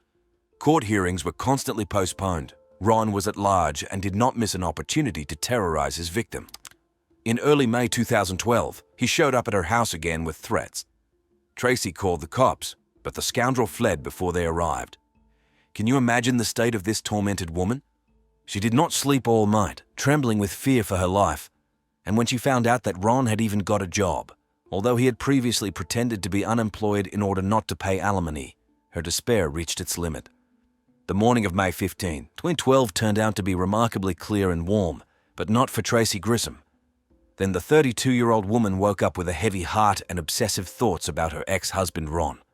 She was going to a job interview for a nursing position, but she couldn't concentrate at all, because she had just found out Ron, who swore up and down in court that he was unemployed, was actually working again, and this infuriated her to no end.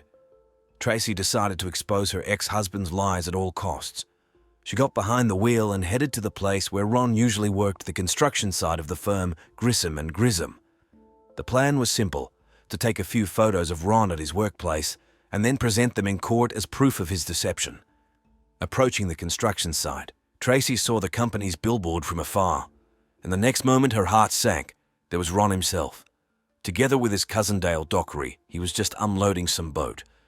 Tracy parked the car nearby, took out the gun with trembling hands, and headed towards her ex. And here the discrepancies begin. According to Tracy, as soon as Ron noticed her, he immediately rushed in her direction with curses and a threatening look on his face. The woman panicked, pulled out a weapon and shouted for him not to approach. But he allegedly did not even think to stop. That's when she fired, supposedly defending herself. However, the Dockery brothers tell a completely different version. They say that when Tracy drove up and Ron saw her, he immediately shouted to Dale to call the police, and he himself rushed to flee, trying to hide. But Tracy started shooting after him. Be that as it may, as many as 6 shots were fired. 4 bullets found their target. 1 hit Ron in the shoulder, 1 in the forearm, 2 in the back. The heavily wounded man collapsed to the ground and tried to crawl away.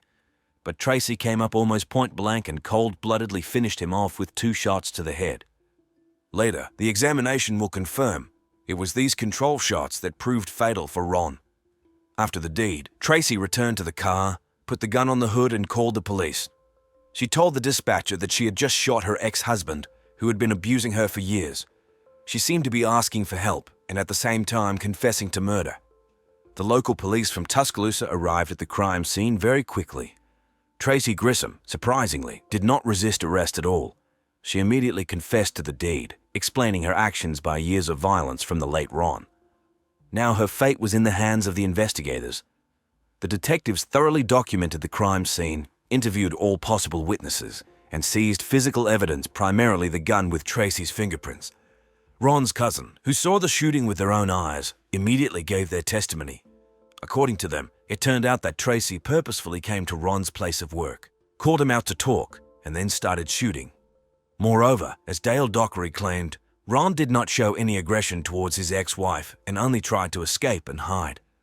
The body of the deceased was sent for autopsy, and the conclusions of the forensic experts were unfavorable for Tracy. The bullets that hit Ron in the back when he was already lying on the ground, defeated, turned out to be fatal.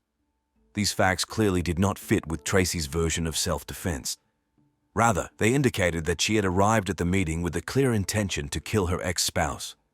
However, during interrogations, Tracy remained surprisingly calm and consistent. Slowly, in detail, she retold the investigators about the years of suffering she had to endure with Ron. She recalled constant beatings, humiliation, rape. She emphasized that her ex-husband terrorized her even after the divorce, not allowing her to live a normal life.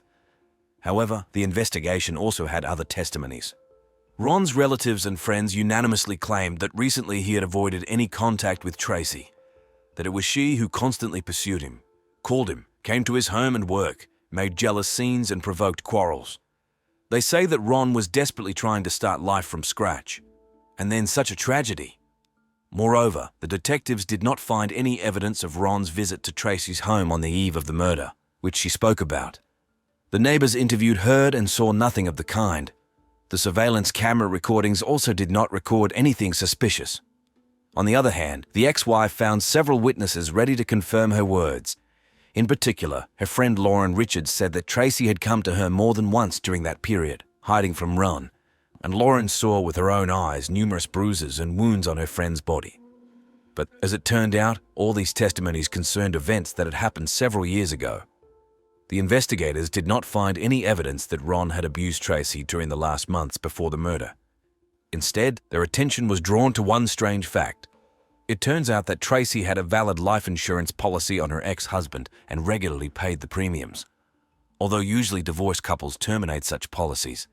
But the most interesting thing is different. The day before the murder, the woman called the insurance company. She admitted that now she really needed money, and she clarified the details of the insurance coverage. Having weighed all the collected facts and testimonies, the prosecutor's office of the district qualified Tracy Grissom's actions as premeditated murder in the first degree. The woman, who allegedly only sought to protect herself from a domestic tyrant, now faced a serious term up to life imprisonment, and only the decision of the jury would determine whether her reprisal against Ron was justified. My God, what drove her to such a desperate act? And was self-defense really the only motive? What other secrets does this horrific story of family hell hide? The case was heard in the Circuit Court of Tuscaloosa, Alabama, and attracted considerable attention from the public and the press. No wonder. After all, the defendant's bench was occupied by a victim of domestic violence who took justice into her own hands. In August 2014, after 2 years of investigation, Tracy finally appeared in court. The small courtroom could barely accommodate all those who wanted to see the defendant with their own eyes. There were relatives of the deceased Ron, friends of Tracy, and just concerned townspeople. And where would we be without reporters who were literally hunting for sensational details? And finally, Tracy is brought into the hall. Pale, emaciated, she barely stands on her feet. She sits down next to her lawyer Warren Freeman, who until the last moment hopes to mitigate the charges. Maybe, instead of intentional murder, it will be possible to prove unintentional, committed in the heat of passion. But where there? The prosecutor is adamant. Tracy Grissom must answer under the most serious article. The defense strategy is based on evidence of years of violence that Tracy had to endure from her late husband. Lawyer Freeman provides the court with medical reports made after Ron brutally beat and raped his wife in 2010. Allegedly, the woman is still suffering from post-traumatic stress disorder, and at the time of the murder was in a state of passion. She did not control herself when she shot the abuser. But here the judge makes an unexpected move. He forbids showing the jury photos of the beaten Tracy, taken a few days after the rape.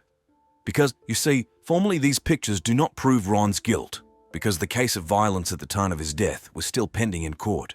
Such a twist! And the prosecutor, meanwhile, takes the bull by the horns. Instead of digging into the past, he focuses on the events of the day of the murder. Why, he says, did Tracy come to the meeting with Ron armed? Why did she continue to shoot when he was already lying wounded? And most importantly, what got into her the day before to call the insurance company to be interested in payments? The atmosphere in the courtroom is oppressive, electrified. Ron's relatives are openly calling Tracy a cunning murderer who lured her ex into a trap for money. Tracy's loved ones are sobbing as she describes in detail the suffering and fear for her life that she endured. But the biggest blow is yet to come. When asked by the prosecutor if Tracy regrets what she did, she utters a phrase that takes the jury's breath away. "No, if I could turn back time, I would do it again. I only regret not shooting him earlier." After such words, even the most sympathetic jurors begin to doubt. Was she really acting in self-defense? The finale of the trial is expected and no less dramatic. After several hours of debate, the jury finds Tracy Grissom guilty of first-degree murder. No matter what the lawyer said about domestic violence, the reprisal against a defenseless man went too far. The judge gives the defendant the last word, but she only silently shakes her head, eyes downcast. She is given 25 years in prison. Friends, looking through the materials of this case, I couldn't get rid of the thought. If only Ron's abuser had been convicted of domestic violence at the time, would it have come to such a bloody denouement? If the state had provided Tracy with reliable protection, helped to break the toxic connection with the abuser, would she have dared to take the law into her own hands? You see how easily the situation gets out of control when the escalation of violence is not stopped in time, when cries for help are ignored. This tragedy should have been a lesson for all of us. Countering domestic terror is not only a matter for the police or social services. It is a shared responsibility of society, of each and every one of us. Friends, the case of Tracy Grissom is not just another criminal story. It is a wake-up call for our entire society, a kind of litmus test that revealed a whole range of systemic problems, and above all, the problem of domestic violence and the protection of its victims. You see, on the one hand, Tracy's story clearly demonstrated how imperfect our laws are in this area, and how indifferent and helpless law enforcement officers can be. The woman repeatedly turned to the police, begged for help, but she never received reliable protection from her aggressive ex-husband. The system seemed to ignore her suffering, shrugging off her cries for help, and as a result, here you have a bloody denouement. On the other hand, this high-profile case clearly showed even the hell of domestic terror cannot be a justification for lynching. Yes, Tracy suffered terrible, inhuman abuse. Her life turned into a continuous nightmare from which she saw no legal way out. But does this give an indulgence for murder? Especially when the direct threat has already passed, when the offender is not attacking right now. Looking through the case files, I came to a disappointing conclusion. At the moment when the bullets were hitting Ron Grissom, Tracy was not defending her life. She was committing a brutal reprisal, and no matter how painful it is to admit it, the law is not on her side here. The verdict 25 years behind bars came like a bolt from the blue for Tracy's relatives and the concerned public. Everyone who had even a little sympathy for this suffering woman was shocked and outraged. Here is her friend Lauren from TV screens cursing the court for callousness and formalism. They say if they had seen all those horrific proofs of torture, their hand would not have risen to condemn the victim so. But unfortunately, from the point of view of law, everything was cast iron. Tracy's case instantly became the main topic of discussion throughout the country. Talk shows, documentaries, newspaper pages, everywhere there was only talk about the fate of this fragile woman. And you know, it's good, because finally they started talking out loud about the hushed-up trouble about domestic violence and the helplessness of its victims. Society, as if by the wave of a magic wand, split into two camps. Some sincerely sympathized with Tracy, called her sentence a social injustice, demanded a review of the case. Others approved of the severity of the judges. They say that nothing, not even years of torture, gives the right to punish and pardon with one's own hand. The law is the law. By the way, Tracy herself did not accept it either. Through her lawyer, she immediately filed an appeal. They say there was pressure on the jury, and important evidence was ignored. Unfortunately, as we know, all these attempts were in vain. The higher courts left the verdict unchanged. Probably, deep down, Tracy herself understood there was no way back. All that remained was to accept it and atone for the guilt. From behind the prison walls, she wrote touching letters to her children and parents. She begged forgiveness for the pain she had caused her loved ones. She even gave interviews from behind bars a couple of times. She urged all women who suffer from domestic violence not to remain silent. She said, "Shout at the top of your voice, don't be afraid. Seek protection from the law, not from weapons, because weapons will not lead to anything good." Tracy herself will pay in full for her fatal choice with her freedom. She will see freedom only in 2029, at the age of 53. And she really hopes that at the prison threshold she will be met by her adult children's son James and daughter Anna. Then, perhaps, she herself will promise herself never to repeat the terrible mistakes of the past. Friends, today I want to talk to you about one of the most painful and ambiguous topics in our society. About domestic violence, lynching, and the inexorability of justice. A vivid example of this problem is the case of Tracy Grissom, a woman who is driven to despair by years of abuse by her husband. Can her act really be called self-defense? Where is the line between the victim's right to salvation and the law's obligation to punish the murderer? Let's try to figure it out. A terrifying picture emerges from the case files. Tracy suffered for years from the cruelty of Ron Grissom. Beatings, humiliation, sexual violence, it seems that this man did not disdain anything to break his wife. Even after the divorce, he continued to terrorize her and the children. It is easy to imagine the hell in which this tormented woman lived. At some point, she probably really believed, Ron will not calm down until he kills her or someone close to her. But the law is the law, and it clearly distinguishes between self-defense and lynching. Here I must agree with the conclusions of the investigation. The circumstances of Ron's murder in particular. The control shots into a motionless body do not at all fall under the definition of necessary defense. Tracy clearly crossed the line beyond which fear for one's own life becomes a thirst for reprisal, and no matter how painful it is for us to admit it, according to the letter of the law, she deserved the sentence. Another thing is that this case has become a litmus test for the entire legal system.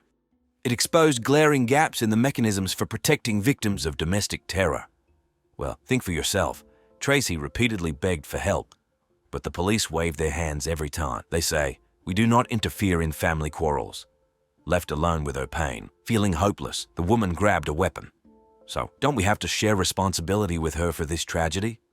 Yes, we are with you. All those who for years watched Ron's bullying and did not intervene. All those who lacked compassion to lend Tracy a shoulder. Finally, all of us who tolerate the silent existence of domestic violence next to us. Is it really necessary to wait for a bloody denouement in order to remedy this trouble? This sad case must awaken our society. We must together create an atmosphere of zero tolerance for violence in the family. Provide victims with reliable protection and support mechanisms.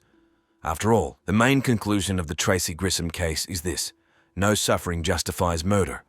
And if we do not want to observe new tragedies, lynching must remain outside of civilization. The events of December 29th, 2017, which took place in an apartment on Macmillan Drive in Oshawa, Ontario, Canada. The caller, a plumber named Sean Ferridan, made a chilling discovery: pieces of human flesh clogging the sewer pipes. Further investigation led law enforcement to the doorstep of 45-year-old Adam Strong, who lived in the apartment below. To everyone's great surprise, Strong immediately confessed that he was storing human remains in his freezer. But this was just the tip of the iceberg in this complex and horrifying story. The roots of this tragedy run much deeper, and require careful examination to determine to whom these remains belonged and how they ended up in the bathroom sewer. The year 2017 brought a horrific crime to the city of Oshawa that shook the entire country. On September 11th, a disturbing discovery was made in Lake Ontario near the shore of Oshawa. A 5-year-old boy fishing with his grandfather spotted human torsos in the water. Law enforcement immediately arrived at the scene, retrieved the remains from the water, and launched an investigation. Despite extensive searches involving divers, no other body parts were found. The autopsies showed that the torsos belonged to a woman, but the exact cause of death could not be determined.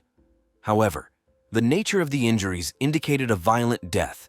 The absence of the head made it extremely difficult to identify the victim, so DNA analysis was the only way. And only on November 9, 2017, 2 months after the terrible discovery, the bitter truth was revealed. The torsos belonged to 18-year-old Rory H., a pregnant Oshawa resident who had gone missing at the end of August of the same year. Rory H. was born on July 9, 1999, and was the favorite of her mother, Shannon Dion. Little is known about her father, but some of the girl's relatives had a reputation for living a reckless lifestyle. Her grandfather, Bernard, a former biker, gangster, and boxer, was widely known as the founder and leader of the motorcycle club Satan's Choice. Rory's uncle, Harley, also belonged to the motorcycle club Hell's Angels. But despite these family ties, Rory's childhood was fairly quiet. She was described as a kind and smart girl. In addition to her mother, Rory had a very close relationship with her godmother and Shannon's best friend, Christy Melnick. In the lower grades, Rory excelled in her studies, and at the age of 13, she even received the prestigious title of Cadet of the Year in the local unit. But everything changed for the worse in the first year of high school, when someone introduced her to drugs, which led to addiction. The next years of Rory's life were filled with turbulence, and drugs became an integral part of her existence. In an attempt to finance her addiction, she resorted to prostitution, causing even more suffering for her mother. Shannon, in desperation, turned to Child Protective Services for help, hoping to save her daughter. Fortunately, in early 2017, Shannon's efforts paid off. Rory finally began to take steps to change her life. She found a job, returned to school, and seemed to find stability by moving in with her boyfriend, Tony. Despite all the hardships, Rory was determined to start a new chapter in her life. In August 2017, Rory told her mother about her pregnancy.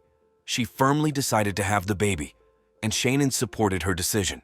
But the mother had no idea that her daughter had started using drugs again.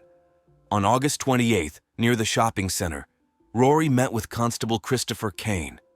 He had been watching the girl for a long time and was trying in every way to involve social services to help her overcome her addiction. During the conversation, Rory admitted that she was using drugs again and was engaged in prostitution to get money for a fix. Concerned about Rory's fate, Constable Kane decided to contact the appropriate services, but when he returned, the girl had already disappeared. On August 29, 2017, the day after meeting with the constable, a friend of her mother brought Rory to the hospital after an exacerbation of a mental disorder. Unfortunately, for unknown reasons, they were unable to stay with her and left after a few minutes, leaving Rory alone.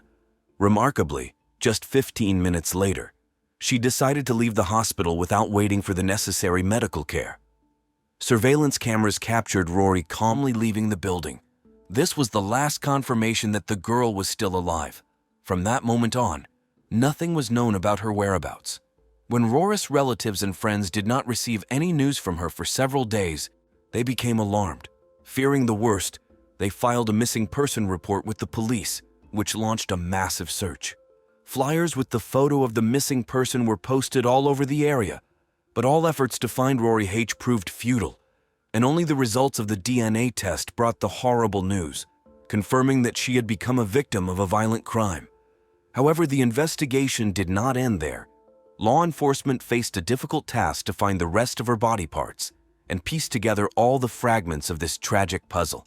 And it seemed that success was near, but it came so unexpectedly that it exceeded all expectations. 2 months after the gruesome torso discovery, residents of the upstairs apartment at 19 McMillan Drive experienced persistent sewage problems. The situation escalated to the point where the couple had to call a plumber on December 29th.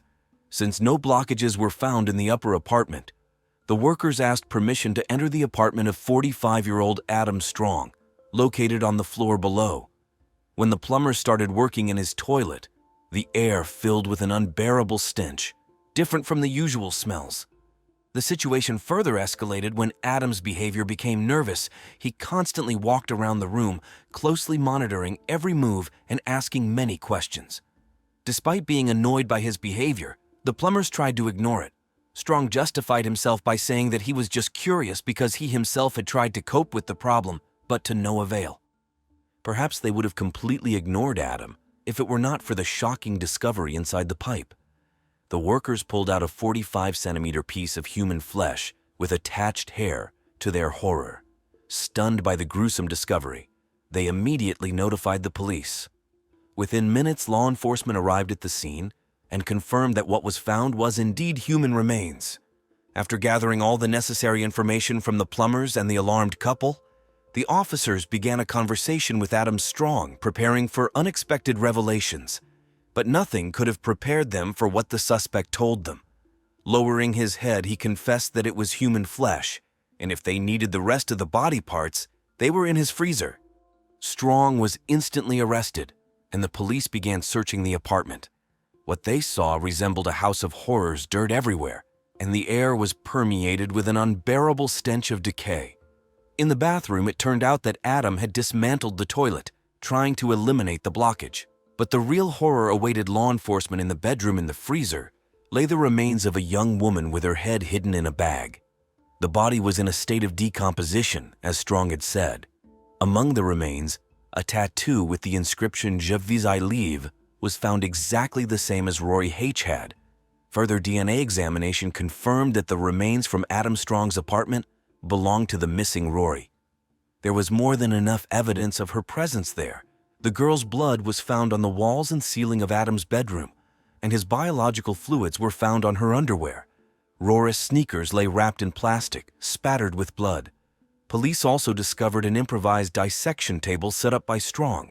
The realization that it was on this table that Adam dismembered his victim made law enforcement officers shudder. During the search of the apartment, numerous sex toys, restraints, and a homemade bomb were also found. Fortunately, the explosives were neutralized in time, and although no one could figure out its origin, due to the lack of direct evidence of Strong's involvement in Rory's murder, the police could not charge him. Instead, he was charged with abusing the body. It was time for the investigation to get to know the life of this 45-year-old man more closely. Adam Strong, about whom little was known, settled in a rented apartment on McMillan in early 2007. For many years, he worked as a security guard on a film set in Oshawa and as a gas station attendant at 2 different stations in Ajax. Those who knew Strong described him as an eccentric man with a sinister character who considered himself smarter than he actually was. He could talk incessantly, not knowing when to stop. One of Adam's ex-girlfriends, whose name has not been disclosed, described him as cruel and prone to excessive control. Adam's landlady, Eugenia Papadakis, also had unpleasant impressions from communicating with Strong. In March 2017, after a fire in the house, she and her granddaughter visited Adam's apartment on McMillan Drive. The dwelling turned out to be cluttered with garbage, food scraps, and all sorts of junk. Needless to say, what they saw stunned the women. In addition, Strong showed an unhealthy interest in pornography, which indicated his passion for explicit content. These observations allowed a deeper look into his psyche and shed light on the dark, disturbing world that reigned in the suspect's apartment. However, despite the tragic circumstances, the evidence gathered was still insufficient to charge him with murder. So the detectives focused on obtaining a confession from Adam Strong. The morning of December 30th, 2017 was marked by the interrogation of Adam Strong, conducted by detectives from the Homicide Investigation Unit, Darren Short and Herman Daroga. By that time, the suspect had already managed to contact his lawyer. The investigators realized that this was their only chance to get valuable testimony from him, because the next day, there was to be a hearing on the possibility of releasing Strong on bail. After that, it would be impossible to interrogate him without a court order. Time was running out, so the detectives had to get important information from Adam by any means necessary. Starting the interrogation, the investigators had no clear idea what to expect. Deep down, they hoped that Strong would be nervous, because he had finally been caught. So Adam, my name is Detective Short. Hello, Detective My first name is Darren. This is Detective Durango. And what's your name? Adam? Last name? Strong? Strong, okay. As of right now, what I want to tell you is the charge you're going to be facing right now is indignity to a body. Instead, they were faced with an imperturbable, collected man who showed outright indifference to his situation. But the biggest problem was getting him to talk about the events related to Rory Hotch. Adam's stubbornness was surprising, especially considering his previous confession about human remains in the freezer. Realizing that time was running out, the detectives decided to change tactics. They tried to touch Strong's emotions, hoping to awaken at least a drop of remorse or sympathy for the victim and her loved ones. However, all attempts by investigators to get the desired answers were shattered against a wall of evasions and changes of subject. How did you know Rory? I'm not saying anything, I'm sorry. Did you kill Rory? Sorry, I'm not saying anything. Adam's responses were shocking, but the only thing that seemed to affect him were photos of Rory, which he refused to look at. It was obvious that the suspect could no longer bear her gaze, and although the evidence gathered was quite enough to prove Rory H's presence in Adam's apartment, the ultimate goal of the detectives was to Uncover the truth about what happened and what led to the girl's tragic death. Unfortunately, Strong proved to be a tough nut to crack. No answers to questions about Rory. 2 hours later, it became obvious that the interrogation had reached a dead end. Adam's refusal to provide anything substantial raised more questions than answers. Having failed to succeed, the investigators reluctantly decided to stop the interrogation. What exactly brought Rory H. and Adam Strong together remained a mystery. Fortunately for the detectives, the suspect was not released on bail, so he remained in custody. Meanwhile, Oshawa police continued to search Adam's house, hoping to stumble upon new evidence and clues. The coroner's report on Rory's autopsy shed some light on the circumstances. It turned out that the girl's body had numerous injuries, including skull fractures. However, the forensic expert could not say with certainty whether these injuries were inflicted before or after her death. In addition, traces of drugs were found in the victim's body, and signs of the use of a restraining device were found on the body. Among the findings in Strong's house, the detective's attention was drawn to a bent hammer on which Rory's DNA was found. Investigators suggested that it was the murder weapon. However, even this was not the most shocking discovery, even when it seemed that nothing more would be found. In July 2018, 7 months after Adam's arrest, a hunting knife covered in human tissue was found in a kitchen drawer. Examination showed that the DNA found on the blade did not belong to Rory. Instead, it matched the genetic profile of another girl, Candace Fitzpatrick. Candace was born on February 3, 1989, and little is known about her childhood. The girl's parents, William Fitzpatrick, and a woman whose name has not been disclosed, divorced. After that, William moved to Alberta, and Candace stayed with her mother in Oshawa. Her life was chaotic and disorderly. At some point, she ran away from home, forcing her father to go looking for her in Oshawa. After reuniting, Candace declared her desire to live independently. And by the age of 19 in 2008, her life had turned into complete disorder. Like Rory, Candace was a troubled girl who struggled with drug addiction and engaged in prostitution to get money for her next fix. She could disappear from home for days or weeks at a time, but always returned. Until March 2008, from then on, her relatives never saw her alive again. William, growing increasingly worried about his daughter, launched a massive search throughout Oshawa. Oddly enough, an official missing person report for Candace was only filed with the police in 2010, 2 years after her disappearance. William reported that back in 2008, he had repeatedly contacted law enforcement, but they did not take the case seriously due to the peculiarities of Candace's lifestyle. 10 long years of painful uncertainty passed before the Fitzpatrick family finally learned the terrible truth they had long feared.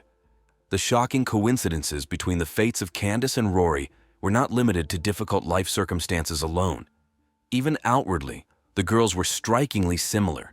The cruel irony of fate is that despite the 10-year difference in their disappearances, Both died at the hands of the same person. It is unbearable to realize that if Adam had been exposed after Candace's murder, Rory could have been alive. The remains of Candace Fitzpatrick still have not been found, and the solution to this chilling mystery is known only to one person. Investigators managed to convince the prosecutor to drop the initial charge against Adam Strong and reclassify it as a charge of first-degree murder of Rory Hatch and Candace Fitzpatrick. This gave detectives the opportunity to interrogate the suspect again. Realizing the importance and complexity of the case, the Oshawa police leadership involved Detective Paul Mitten in the investigation, a highly qualified and experienced investigator, known for his ability to unravel the most complicated crimes. On November 18, 2018, 11 months after the first interrogation, Adam Strong again found himself face-to-face with the investigation. This interrogation was to be decisive. To the surprise of Detective Paul Mitten, the suspect suddenly began voluntarily sharing information. Adam! How you doing? Good, you? Had better days. I understand I'm in a lot of trouble. Is there any way I can get a cigarette? What are you gonna hankering for? Wendy's triple? Yeah, that's doable. No pickles? Iced tea, no ice? Two, their value, spicy chicken wraps, and a grilled chicken Caesar salad. Okay. Is that outrageous? No, that's doable. I don't know how appropriate this is, but I'd like you to pass on to her mother and her father my condolences. I would like to, and I've fielded this to my lawyer, and he's not interested in it, and I don't understand why, of spilling the beans and being as comfortable as I can in jail. Not like $100,000 like Picton, but like an allowance. I don't know. I don't know. Like internet access. Like I don't have anybody who's gonna buy me TV. She's definitely deceased. Yes. Yes. And you clearly have said, I disposed of her. Yes. Yes. Tried to. But unfortunately was foiled by inadequate plumbing. Yep. And that's a freaking shame. Not for me. For me. Yeah, for you. Yeah. You sound really selfish when you say that. Sorry. I don't expect to get out of jail free card. I don't. I just want to be comfortable in jail, man. Okay. I didn't feel it. I'm really sorry.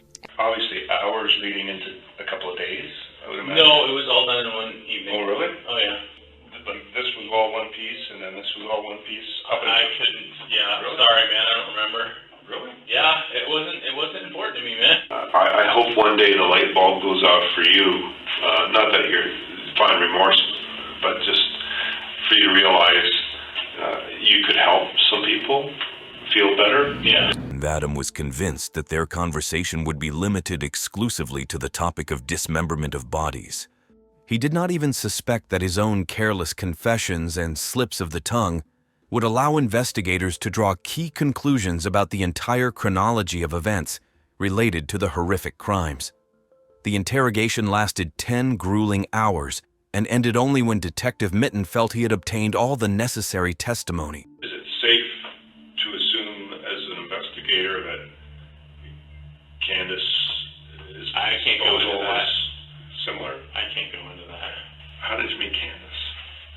You know what? So long ago, I have no idea. Do you remember if you met her like more than once, or was it just one time you met her? Sorry, because every time she came to my house, she left my house. Under her own power.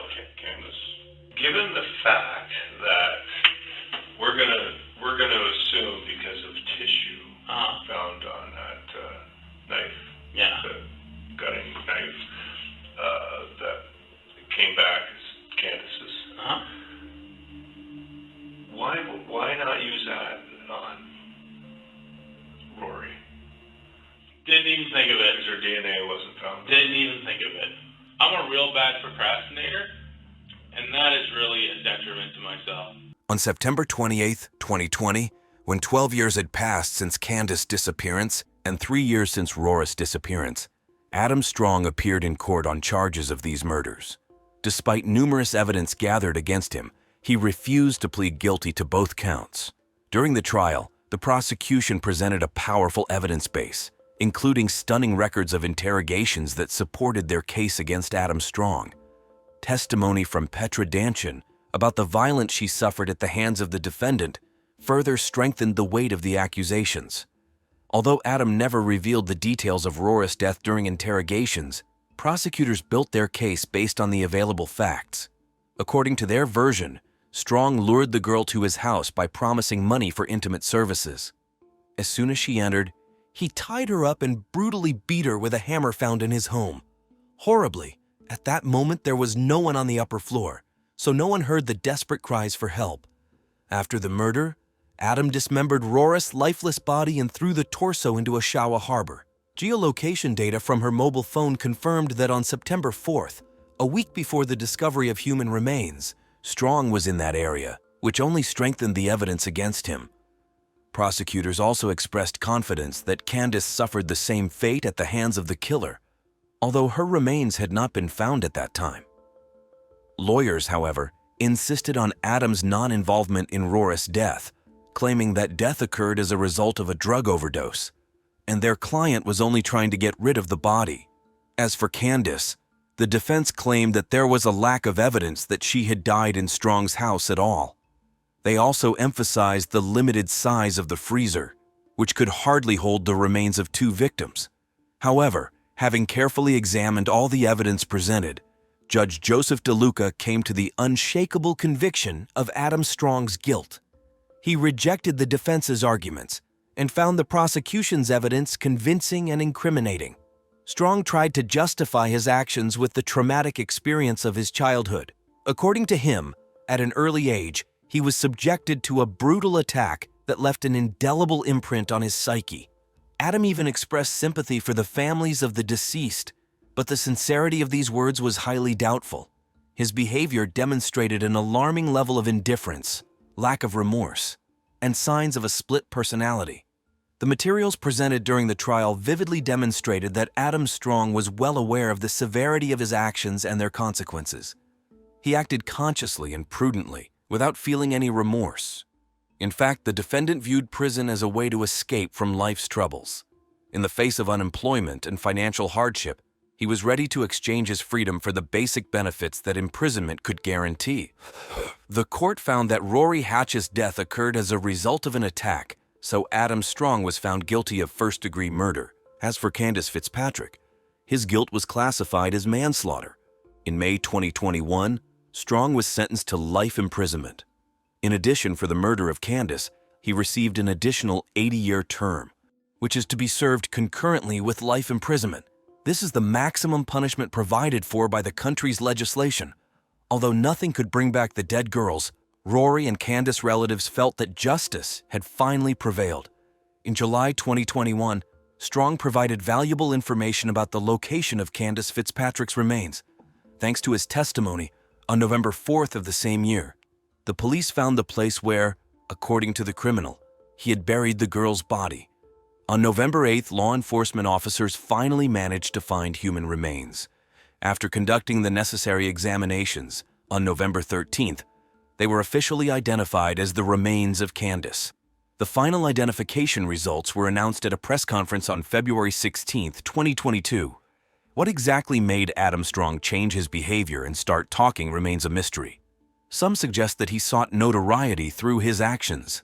However, despite the tragic circumstances that united their fates, the families of Rory Hatch and Candace Fitzpatrick continue to support each other, and together overcome the painful consequences of the horror they experienced. The cases of the murders of these girls have been solved. The victim's family was unspeakably happy after the announcement of the verdict for their daughter's killer, because they understood that he would never leave prison alive. But the investigation suspects that Adam Strong may be involved in other murders as well. In June 2022, during a search of his apartment, the police seized some physical evidence. However, the details of this finding are being kept secret while additional investigations are ongoing.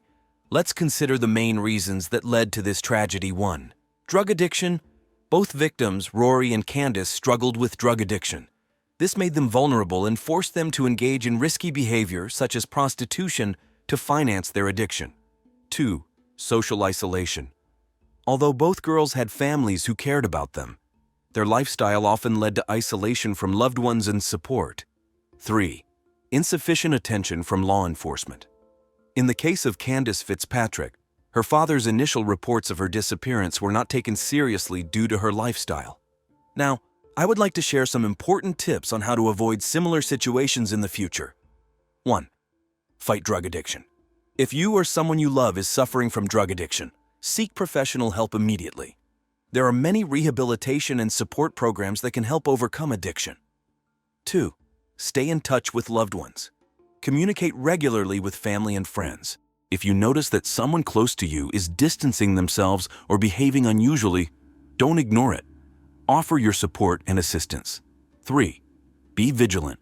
If you notice something suspicious in your surroundings, unusual smells, strange behavior of neighbors, don't be shy to report it to the appropriate authorities.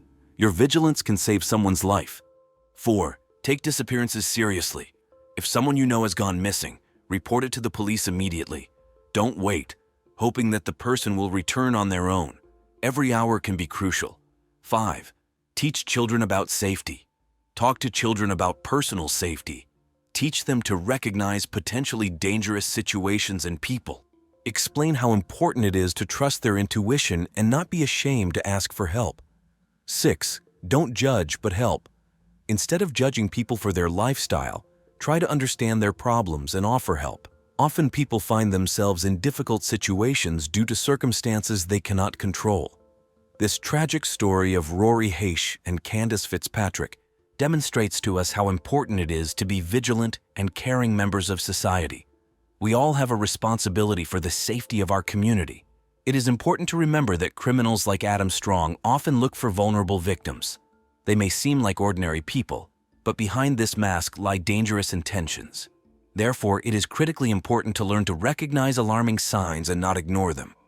This case also highlights the need to reform the system for responding to missing persons. Regardless of the lifestyle of the missing person, every case must be investigated with the same seriousness and thoroughness. Perhaps if the police had responded more quickly to Candace's disappearance, the tragedy with Rory could have been prevented. Remember that safety is a shared responsibility. Each of us can contribute to creating a safer society. Be attentive to your surroundings, support those who need it, and don't be afraid to ask for help when you feel that something is wrong. Love is an incredibly complex feeling that can cloud the mind so intensely that it sometimes poses a serious threat to one's life. Usually, a person is able to regain control in time and avoid danger, but occasionally circumstances can be extremely unfavorable for the victim of passion. This is exactly the fate that befell the heroine of our story today. Julie Scully was the daughter of Julia and John Scully. Her childhood was filled with difficulties and hardships, so it's worth starting the story with her parents. Julie's mother was born in 1943 on an Indian reservation located in the state of New Mexico, which was the second largest in the USA. However, despite the vast territory, living conditions there were extremely challenging. The lack of electricity, running water, and jobs led to rampant alcoholism and drug addiction among the local population. When Julia turned 12, her parents, trying to protect their daughter from the detrimental influence of her environment, sent her to a boarding school, hoping that she would learn English there and acquire the necessary skills for a successful future. Upon reaching adulthood, Julia moved to the city and began living like an ordinary American. However, while working in a hospital for the mentally ill, she herself became addicted to drugs. Later, the young Native American woman met a police officer named John, and in 1964, feelings ignited between them. Just 2 days before their one-year anniversary, on July 2, 1965, the couple got married. Shortly after the wedding, John was transferred to serve in one of the most dangerous areas of North Philadelphia. On January 3, 1968, the couple had a daughter, whom they named Julia. Over the years, the girl became very close to her father. All the relatives noted that she was ready to do anything for his approval. John and Julie spent a lot of time together, often going fishing. During these moments, the girl's mother felt like an outsider in the family. While the father had fun with his daughter, the elder Julia suffered from loneliness. All this time, she hid her drug addiction from her loved ones, although those around her could not help but notice the woman's strange and unpredictable behavior. The situation only worsened as Julia moved on to even harder illegal substances. Despite this, on November 10, 1969, another baby was born into the family, a boy named John Patrick Scully. The infant immediately became the center of attention for the parents, and the elder daughter Julie began to feel a lack of love and care. At the same time, her mother continued to use illegal substances, being in a state of constant exhaustion. Any attempts to quit were accompanied by severe withdrawal. In 1973, amid all these problems, the elder Julia tried to take her own life by swallowing a whole pack of sleeping pills. But her husband found her in time, provided first aid, and called an ambulance. The doctors managed to save the woman. Now the whole family knew about her destructive addiction, but this did not improve the situation at all. The once beautiful Native American woman increasingly resembled a living corpse. Soon she tried to settle scores with life for the second time, this time due to depression. But again, she was saved. Of course, the parents' troubles could not but affect the children, especially the elder daughter, who had just turned 9 at the time. Friends came to her birthday party, but right in the middle of the celebration, her dad suddenly left. As it turned out, he went to his mistress, with whom he had been having an affair for quite some time. John considered this relationship his outlet, as his drug-addicted wife only caused him disgust. It was only the children that kept him together with Julia. On the day of his daughter's birthday, the mistress came to pick up John right at their house. The wife saw her rival with her own eyes when she went outside to see where her husband had gone. John didn't seem to be bothered at all by the fact that his secret was out. Instead, these events came as a real shock to the younger Julie and her mother. The girl began to blame herself for what happened, as she simply could not comprehend the reasons for her father's behavior. From that moment on, Julie's grades at school, where she had been an excellent student, dropped to C's. Then her father decided to transfer her to another school in Kensington. In the new educational institution, the bright and attractive Julie quickly became popular, but also fell into bad company. Truancy began, and her grades worsened again. At that time, the girl was only 12, but her appearance already attracted the attention of many boys. An additional risk factor was that the Scully family lived in a disadvantaged area. The parents grew increasingly worried that Julie might follow in her mother's footsteps and also become addicted to illegal substances. Once, Julie invited her girlfriends for a sleepover, but when her mother came to check on them in the evening, her daughter was not in the room. The girls had simply run off to have fun. The frightened woman immediately called the police, and law enforcement officers eventually managed to find the schoolgirls in downtown Philadelphia. After this incident, the relationship between Julie and her mother became even more strained. Constant conflicts and quarrels turned into a common occurrence. The girl's rebellious spirit grew stronger, even affecting her relationship with her father. But since John was a cop, he always knew where and with whom his daughter was spending time. Noticing that his wife was not coping with raising the teenagers, the man decided to take custody of the children himself. The elder Julia was sent for treatment for drug addiction. While the mother was away from home, the atmosphere in the family was much calmer. Despite the younger Julie's sincere desire to please her father, youthful maximalism took over. The girl continued to spend a lot of time with friends, skipped school, and received poor grades. Upon learning about this, John became furious. At that time, Julie was 14 years old, and she directly told her father that she wanted to quit her studies. Perhaps such a protest was caused by a lack of parental attention and support. It should be noted that by that time, Julie had already turned into a real beauty and invariably found herself at the center of attention at any party. So it's not surprising that the girl preferred entertainment to trying to earn her father's approval. At 14, Julie had already begun her sexual life. In 1982, she graduated from high school, and her parents, of course, hoped that their daughter would pursue higher education. John, using his official position, arranged with the administration of an engineering school for Julie to be admitted outside the competition. The man insisted that his daughter, a Native American, should be given certain preferences. Eventually, his efforts paid off, and in the fall of 1983, the girl became a student at the educational institution her father had dreamed of. Julie's younger brother chose a different path in life. Despite growing up under identical conditions, as soon as he turned 16, the boy enlisted in the Navy. As for Julia, she decided that she had had enough shortly after entering the engineering school. She dropped out and got a job, striving for financial independence. Around the same time, the girl started a romance with Neil Ziegler, who was 6 years older than her. Their relationship developed rapidly, and already in November 1985, just a few months before Julie's 18th birthday, the couple got married. The marriage was kept secret even from the bride's own father. The union with an adult man brought Julie not only material well-being, but also emotional stability. When John finally found out about the secret wedding, he approved of his daughter's choice, believing that marriage would be better for her than living with a drug-addicted mother. But this marriage turned out to be short-lived in 1988. The couple divorced, and Julie was forced to return to her mother. At her new job, the girl did not even try to help her mom financially or pay for her own living expenses in her mother's house. Instead, Julie immersed herself in the world of beauty and entertainment.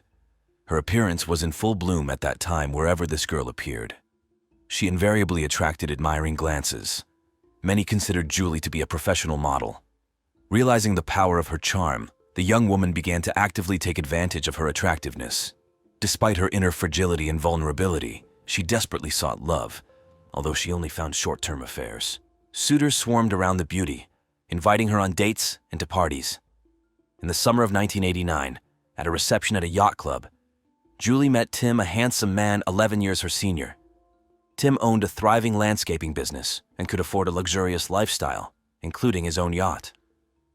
Back in the early 1980s, he founded his company, and since then, his career had been steadily on the rise, which was greatly facilitated by the boom in the U.S. real estate market.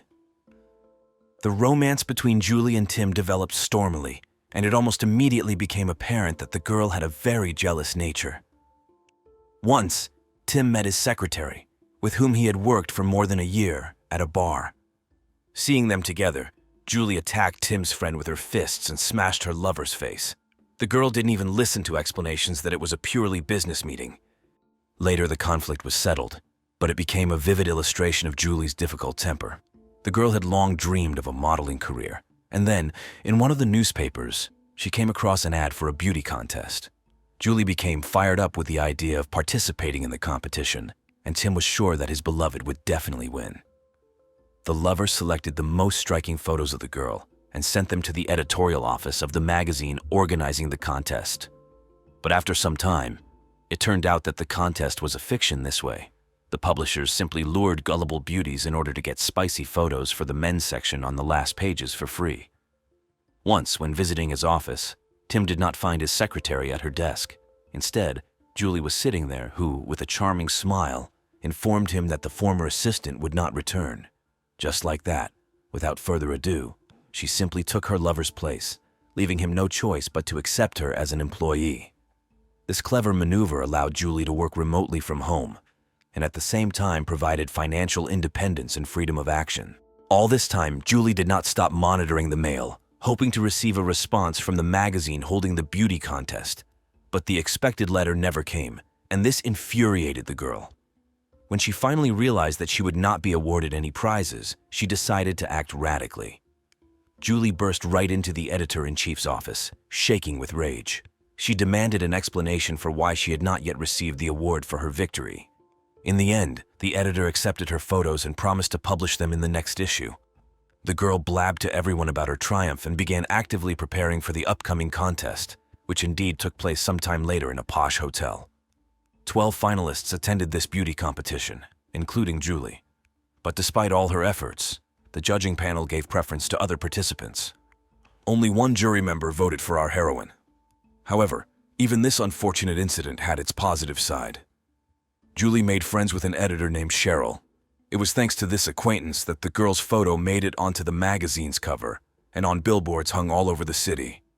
Such publicity brought Julie even more attention, and offers for modeling work poured in. By the fall of 1990, the girl had already become a local celebrity. This process was gaining tremendous momentum. Julie continued to work for Tim, but at the same time managed to win prizes at local beauty contests. True, she was met with failure on the serious runway. On November 16, 1991, the young couple got married. At that time, the bride had turned 23. The couple earned a good income and did not deny themselves anything. Julie's modeling career slowly moved upward until 1997, and her income grew accordingly. Later, the aspiring model appeared on television, but along with this, the girl began to abuse alcohol. The relationship with her husband resembled a roller coaster. UPS were replaced by downs, although in general, love and understanding reigned between the spouses. Tim dreamed of children, especially since their financial situation quite allowed them to have kids. But Julie stubbornly postponed this issue, fearing that pregnancy and childbirth would ruin her modeling career, which was beginning to gain momentum.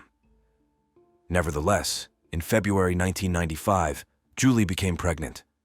Her girlfriends claimed that the expectant mother continued to smoke and drink throughout her pregnancy.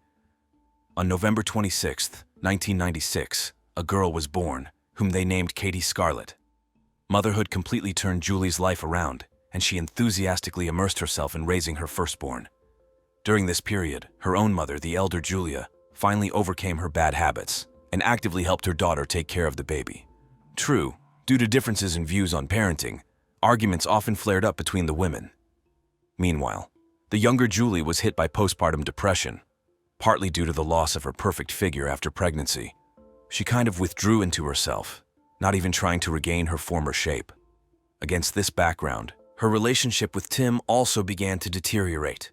Already in April 1997, the couple was forced to turn to a family psychotherapist. It seemed to Julie that the psychologist took her husband's side, although in fact, the specialist was trying to understand the girl's deep-seated problems and complexes, touching on painful memories of the past. As a result, he concluded that Tim paid too little time and attention to his wife, which led to a crisis in their marriage. Julie felt unbearably lonely, sought solace in communicating with friends, often returning home tipsy. In November 1997, the couple planned a traditional cruise, which they usually took every year since they got married. But this time, they decided to postpone the trip in order to celebrate Christmas on board the liner. The main purpose of this cruise was to improve the relationship between Julie and Tim, while their daughter was left in the care of her grandparents. On November 1st, the couple flew to San Juan, the capital of Puerto Rico, where they boarded a cruise ship. Almost immediately, the spectacular and attractive Julie caught the attention of a young man named George Skiadopoulos, who held the lowest position in the ship's engineering department. But the next day, he introduced himself to the girl as the ship's captain. The guy even made a bet with a friend that he could get Julie into bed. George was only 22 at the time, had just graduated from college, and was just beginning his career. But despite this, the young man looked quite respectable and solid, so that Julie did not suspect any deception.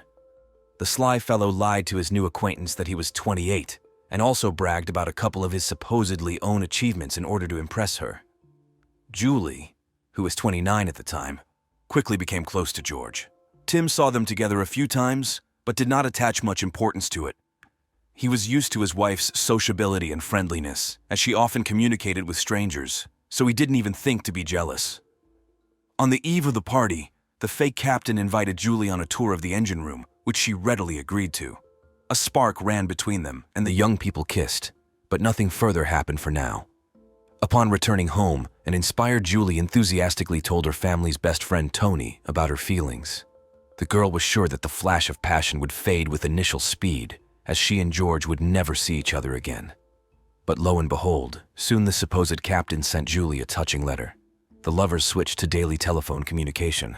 The secret admirer literally showered Julie with compliments, convincing her that Tim was not good enough for her.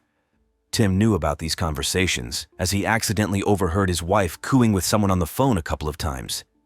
But the man did not delve into the details of the conversations, fully trusting his better half. On the other hand, these secret relations completely baffled Julie.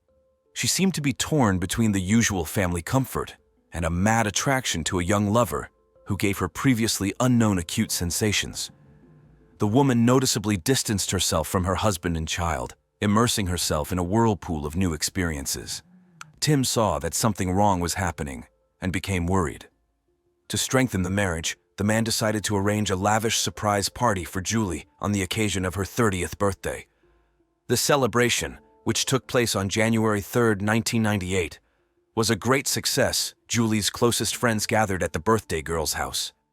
As a gift, Julie persistently begged Tim for another cruise, and it had to be on a specific liner and at a strictly defined time. Of course, her main goal was to meet George. The husband resisted in every possible way, but eventually yielded to his wife's desire. And so on February 13th, the couple again went on a short trip. On board, Julie finally united with her chosen one, and George won the bet from his shipmates. Upon returning home, an inspired Julie could not stop telling stories about her spectacular love adventure, entrusting the most intimate details to the godfather of their daughter, Katie, the same family friend, Tony. But even for this devoted servant, it was unbearable to keep such a burden a secret, which the man later confessed to Julie. However, this did not stop her, and our heroine decided to secretly rush to Greece to see her beloved, whom she missed so much. For Tim and the family, she portrayed this trip as a family vacation, which she would allegedly go on with her mother and daughter. Julie confessed her real intentions to her mother, but, despite the condemnation, still insisted on her own. The first stage of this adventure assumed that the entire female Scully trio would go to Florida, but already on March 26, 1998, Julie left her mother and granddaughter and rushed to Puerto Rico into the arms of her lover. There she immersed herself in a whirlpool of passion.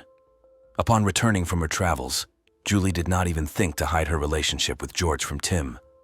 She hung on the phone around the clock, incessantly cooing with the Greek, sent him frank love messages by email, and shot videos about her life, which she also sent to her chosen one. And Julie did all this without hiding from her lawful husband, under the same roof with him and on his money. Moreover, having completely lost all fear, the woman again began to regularly frequent parties and get drunk senseless. Tim, of course, could not help but notice his wife's strange behavior. Hoping to save the family in the 7th year of their married life, he suggested that Julie visit a psychologist. But instead of gratitude during the very first session, she stated that she wanted a divorce. The stunned Tim flatly refused. The thing is, Julie owned a share in his business, which brought in about $1 million in profit annually. The woman desperately needed this money, as she planned to dash off to Greece with her daughter and settle there with her lover. Meanwhile, George had to undergo compulsory 20-month military service. Julie was bending over backward to help him escape to the States and get a visa, but she no longer had the money for it. Against the backdrop of all these emotional upheavals, Miss Scully began taking antidepressants.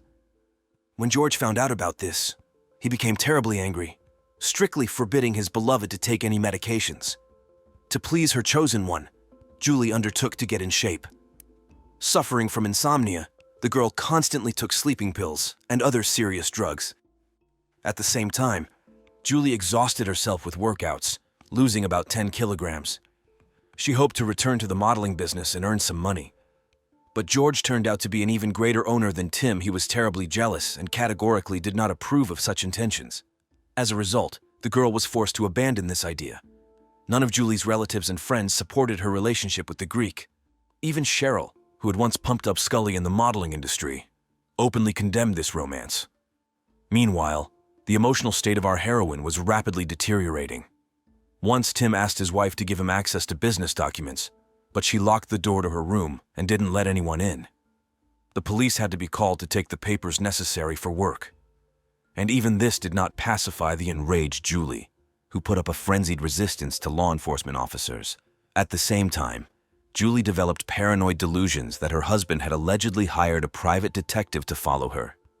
The atmosphere in the Scully house was heating up to the limit, and everything was heading towards an inevitable divorce.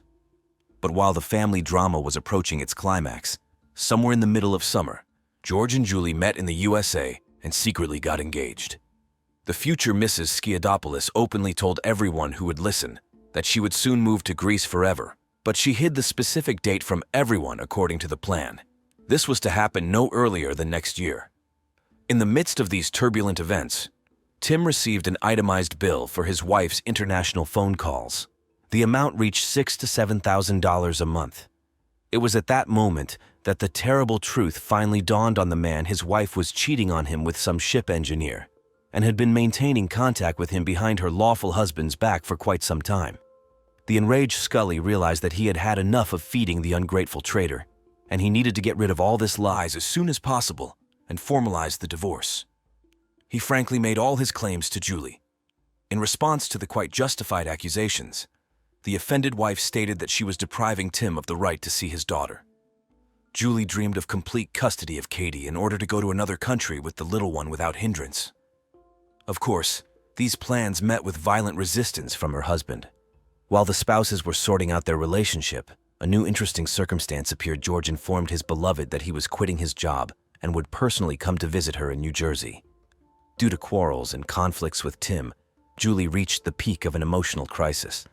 The woman experienced inhuman stress, against the background of which she even began to lose her hair. But in Scully's clouded mind, all these troubles were explained solely by the forced separation from her beloved. At the same time, the girl rapidly developed paranoia. She was mortally jealous of George to all persons of the female sex without exception, and constantly demanded that her chosen one be in touch around the clock. But as soon as the Greek arrived in New Jersey, their crazy romance finally turned into complete madness. George, who had just lost his job, constantly asked Julie how much money she had and openly incited his beloved to the most ridiculous expenses. In order to somehow pacify the insatiable suitor, the woman began to borrow money from her own husband. At the same time, Julie completely stopped communicating with her young daughter and had not seen her for several weeks. All this drove Tim crazy. Resentment and anger almost tore him apart from the inside. And George, as if mocking, constantly lied to Julie about his supposedly outstanding achievements and huge profits. The absurdity of the situation was that this skinny, miserable-looking, slicked-back Greek with rotten teeth did not at all resemble a wealthy, handsome man from the modeling business or an influential businessman.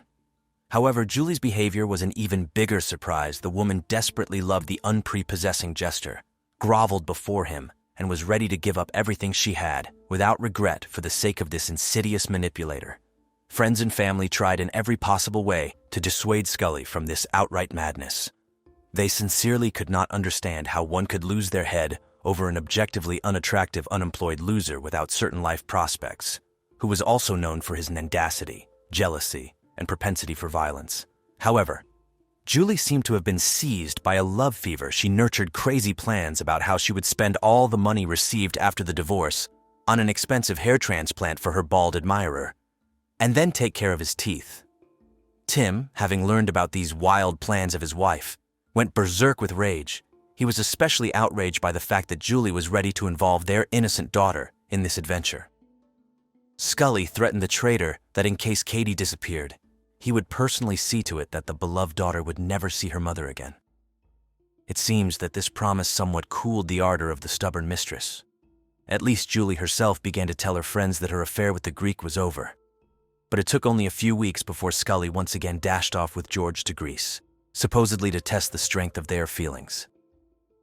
During this trip, the woman met the pseudo-captain's parents and was completely delighted with them. It's just that, given the religiosity of her chosen one's family, Julie was forced to hide from her future relatives the existence of her daughter, her former marriage, and her modeling career. And upon returning home and from absolutely everyone else, Scully only dreamed of a life together with her beloved in fabulous Hellas. On December 6th, the day when Julie was to leave the house she still shared with Tim forever, the woman left her daughter in the care of her husband and moved to a hotel. There, Scully swallowed handfuls of psychotropic drugs and prepared to fly to Greece. Already on December 8, 1998, the lady who was head over heels in love landed in Athens. It was in this country that George and Julie planned to have a wedding and begin a new carefree life. Almost immediately after his beloved's arrival, the Greek persuaded her to open a joint bank account. Allegedly, his chosen one did not know the local language and in general was not very good with finances. Blinded by passion, Miss Scully unreservedly trusted her liberator. Without a shadow of a doubt, she put all her savings, $80,000 in cash, into their joint account. And Julie gave her beloved another $18,000 for minor household expenses. This money was the last funds that the woman had at her disposal at that time. And soon she simply disappeared without a trace. On January 8th, Skiadopoulos called his fiancée's best American friend with terrible news: Julie had gone missing. According to the Greek, they had agreed to have a snack at a local McDonald's, but the girl never showed up for the meeting. George allegedly waited for her for several hours, but it was all in vain. And since mobile communications did not exist at that time, he had no way to inform his beloved of his concern. Eventually, after a long and unsuccessful search, the grief-stricken groom turned to the police with a statement about the disappearance of Julie Scully. Shortly before George's alarming message about Julie's disappearance, her closest friend in the States received a call from Scully herself. In the conversation, the woman admitted that she terribly missed her daughter Katie and had some problems in her relationship with her fiancé. From what was said, the friend concluded that Julie was about to leave the Greek and should return home in the near future. However, time passed, but Mrs. Scully never appeared on the doorstep of her family home. Against this background, the news from George about her friend's mysterious disappearance caused sincere horror and concern. The pseudo-captain relayed that on the day of the disappearance, Julie left her passport in the car, which was later somehow confiscated by the police. The biggest problem was that Skiadopoulos allegedly could not find the law enforcement officer who took the document in any way. This whole story sounded extremely suspicious, so the friend eventually decided to call Tim Scully, who was the only one who could help sort out the situation. The man immediately realized that his ex was in big trouble. Tim recalled that the last time Julie personally reached out to relatives in the USA was on January 7th, and since then, there had been no news of her. Around the same time, the mother of the missing woman told her son-in-law that Skiadopoulos gave the impression of a worthless and disgusting type. Besides being an unpleasant subject by nature, the Greek obviously did not keep himself in check at all. The elder Julia once witnessed with her own eyes how George attacked her daughter during a quarrel, and when the woman stood up for her child, the enraged Greek attacked her. He yelled, swore like a trooper, and then grabbed the old woman by the throat and pressed his mother-in-law against the wall with all his might. The inhuman man did not let go of the victim until she threatened to call the police. After that incident, Julie allegedly tried to break up with the sadist. She even called law enforcement, after which Skiadopoulos was deported from the country. But despite everything, after some time, the girl once again rushed after her beloved to Greece. Moreover, Julie justified this scum in every possible way, taking the blame for the incident upon herself. So Scully's mother had no doubt that this scoundrel George was definitely involved in her daughter's disappearance. However, Skiadopoulos himself tirelessly portrayed himself as an innocent lamb and provided the Greek police with all possible assistance in the search for his bride. Julia's relatives tried to contact the U.S. Embassy in Athens in parallel. Unfortunately, cooperation with the Hellenistic cops was significantly hampered by the language barrier. Not a single law enforcement officer involved in the search for the missing American woman spoke English. Then the FBI finally intervened in the case. Almost immediately, the feds found out that Julie's passport had actually been with George all these days. The Greek initially assured that he found the document much later, and when he learned about the FBI's interest in the case, he stated that the papers were simply stolen. The behavior of the main suspect seemed increasingly strange with each passing day. For example, Skiadopoulos even tried to withdraw money from his joint account with Julie, but for some reason, he failed. On January 23, 1999, the ill-fated couple was supposed to have a wedding. Instead, all the country's news TV channels and radio stations were flooded with one topic: a young woman from the USA who had gone missing. And George went berserk and threw a tantrum when he found out that his bride's closest American friend had also intervened in the publicity of this story. He screamed into the telephone receiver about his non-involvement and even made several statements to the press. The frightened Greek gave numerous interviews to various media in which he desperately tried to justify himself and prove his complete innocence. But all these efforts were in vain. Just 16 days after the disappearance of Julie Scully, George found himself in the investigator's office as the main suspect. At first, he stubbornly retold law enforcement the same fairy tales that he had been weaving for the media. However, it took less than 4 hours of painstaking work before the suspect cracked and confessed to the murder of his beloved. Skiadopoulos insisted that it was a terrible accident. It seemed that the man really regretted what he had done, because he wept throughout the interrogation. But very quickly, this story was overgrown with a whole bunch of new, absurd, and frankly false details. Getting confused in his testimony, George either convinced the cops that Julie had never disappeared at all, then again admitted his guilt, then once again renounced any crime. Eventually, the Greek gave the following story. Allegedly, shortly after moving to Greece, Julie became very disappointed in both the country itself and her chosen one. Every day she unbearably missed her home, little daughter, usual life, and longed to return to America immediately.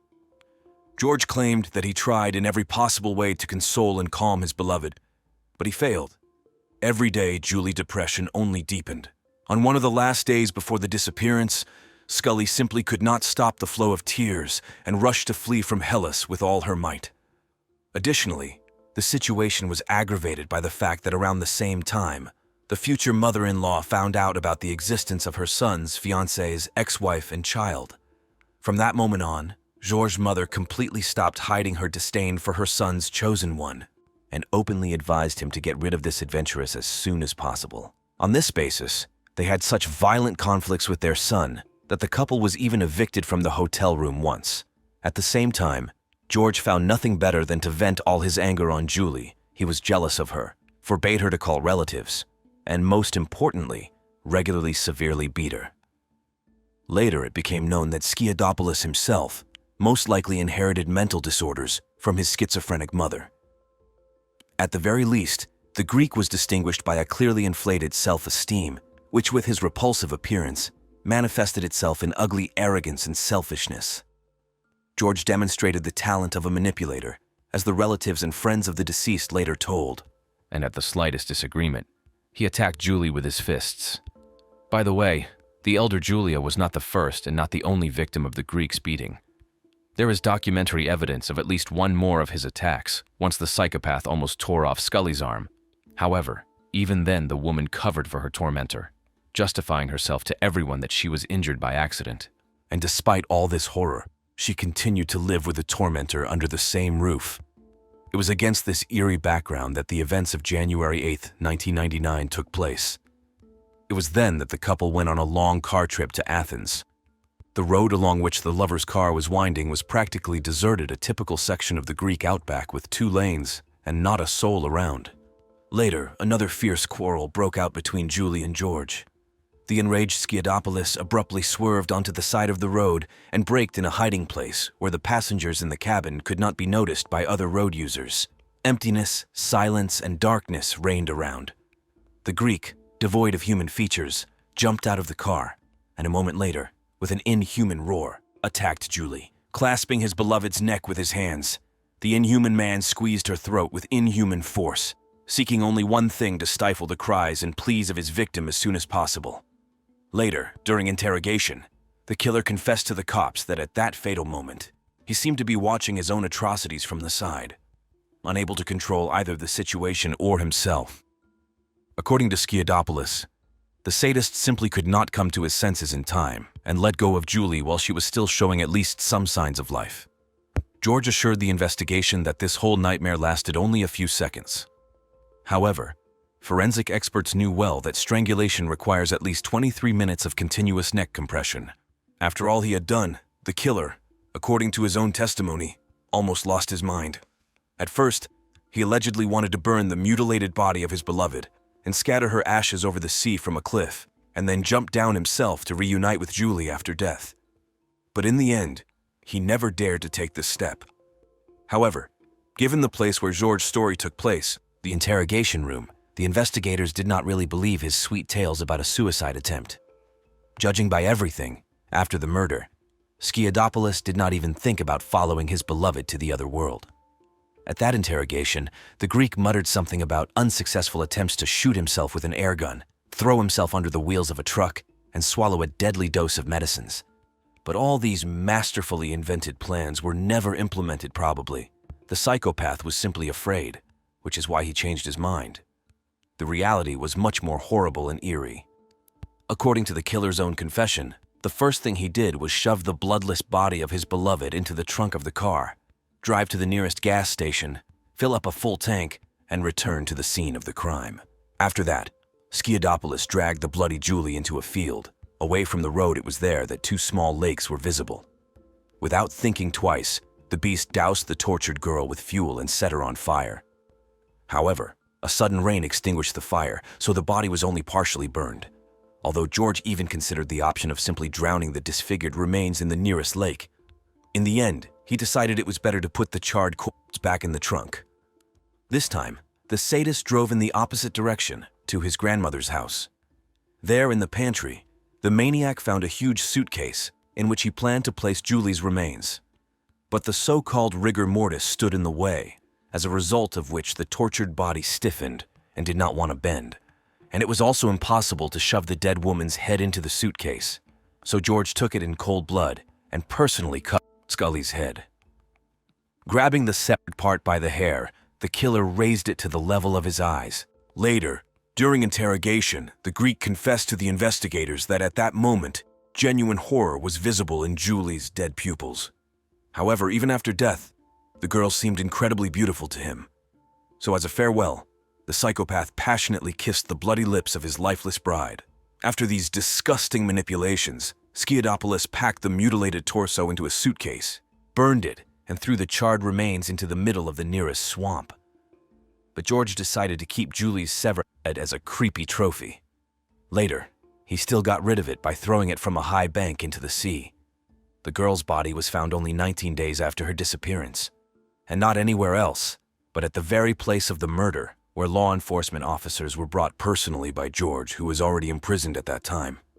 The widow of the deceased, Tim Scully, flew to Greece to identify his wife with his own eyes and settle all the formalities for transporting her mutilated remains to her homeland. But even with this, the terrible story of Julie did not end. A scandal broke out around the case after scandal. For example, George suddenly decided to publicly call himself a murderer, repeating his confession live on Greek television. Upon hearing this, the suspect's mother had a stroke, and his grandmother had an acute nervous breakdown. Meanwhile, Tim's father asked the police in surprise why Skiadopoulos was allowed to live after such a brutal murder. In his opinion, the sadist should have committed suicide immediately after the deed. Instead, frankly cynical publications began to appear in some media outlets, which placed all the blame for the tragedy on the victim herself. However, the official authorities of Greece recognized this crime as almost the most terrible in the country's history. And from the very first days of the process, George's defenders took as a basis the version of the client's insanity, referring to hereditary schizophrenia, which allegedly passed to him from his mother.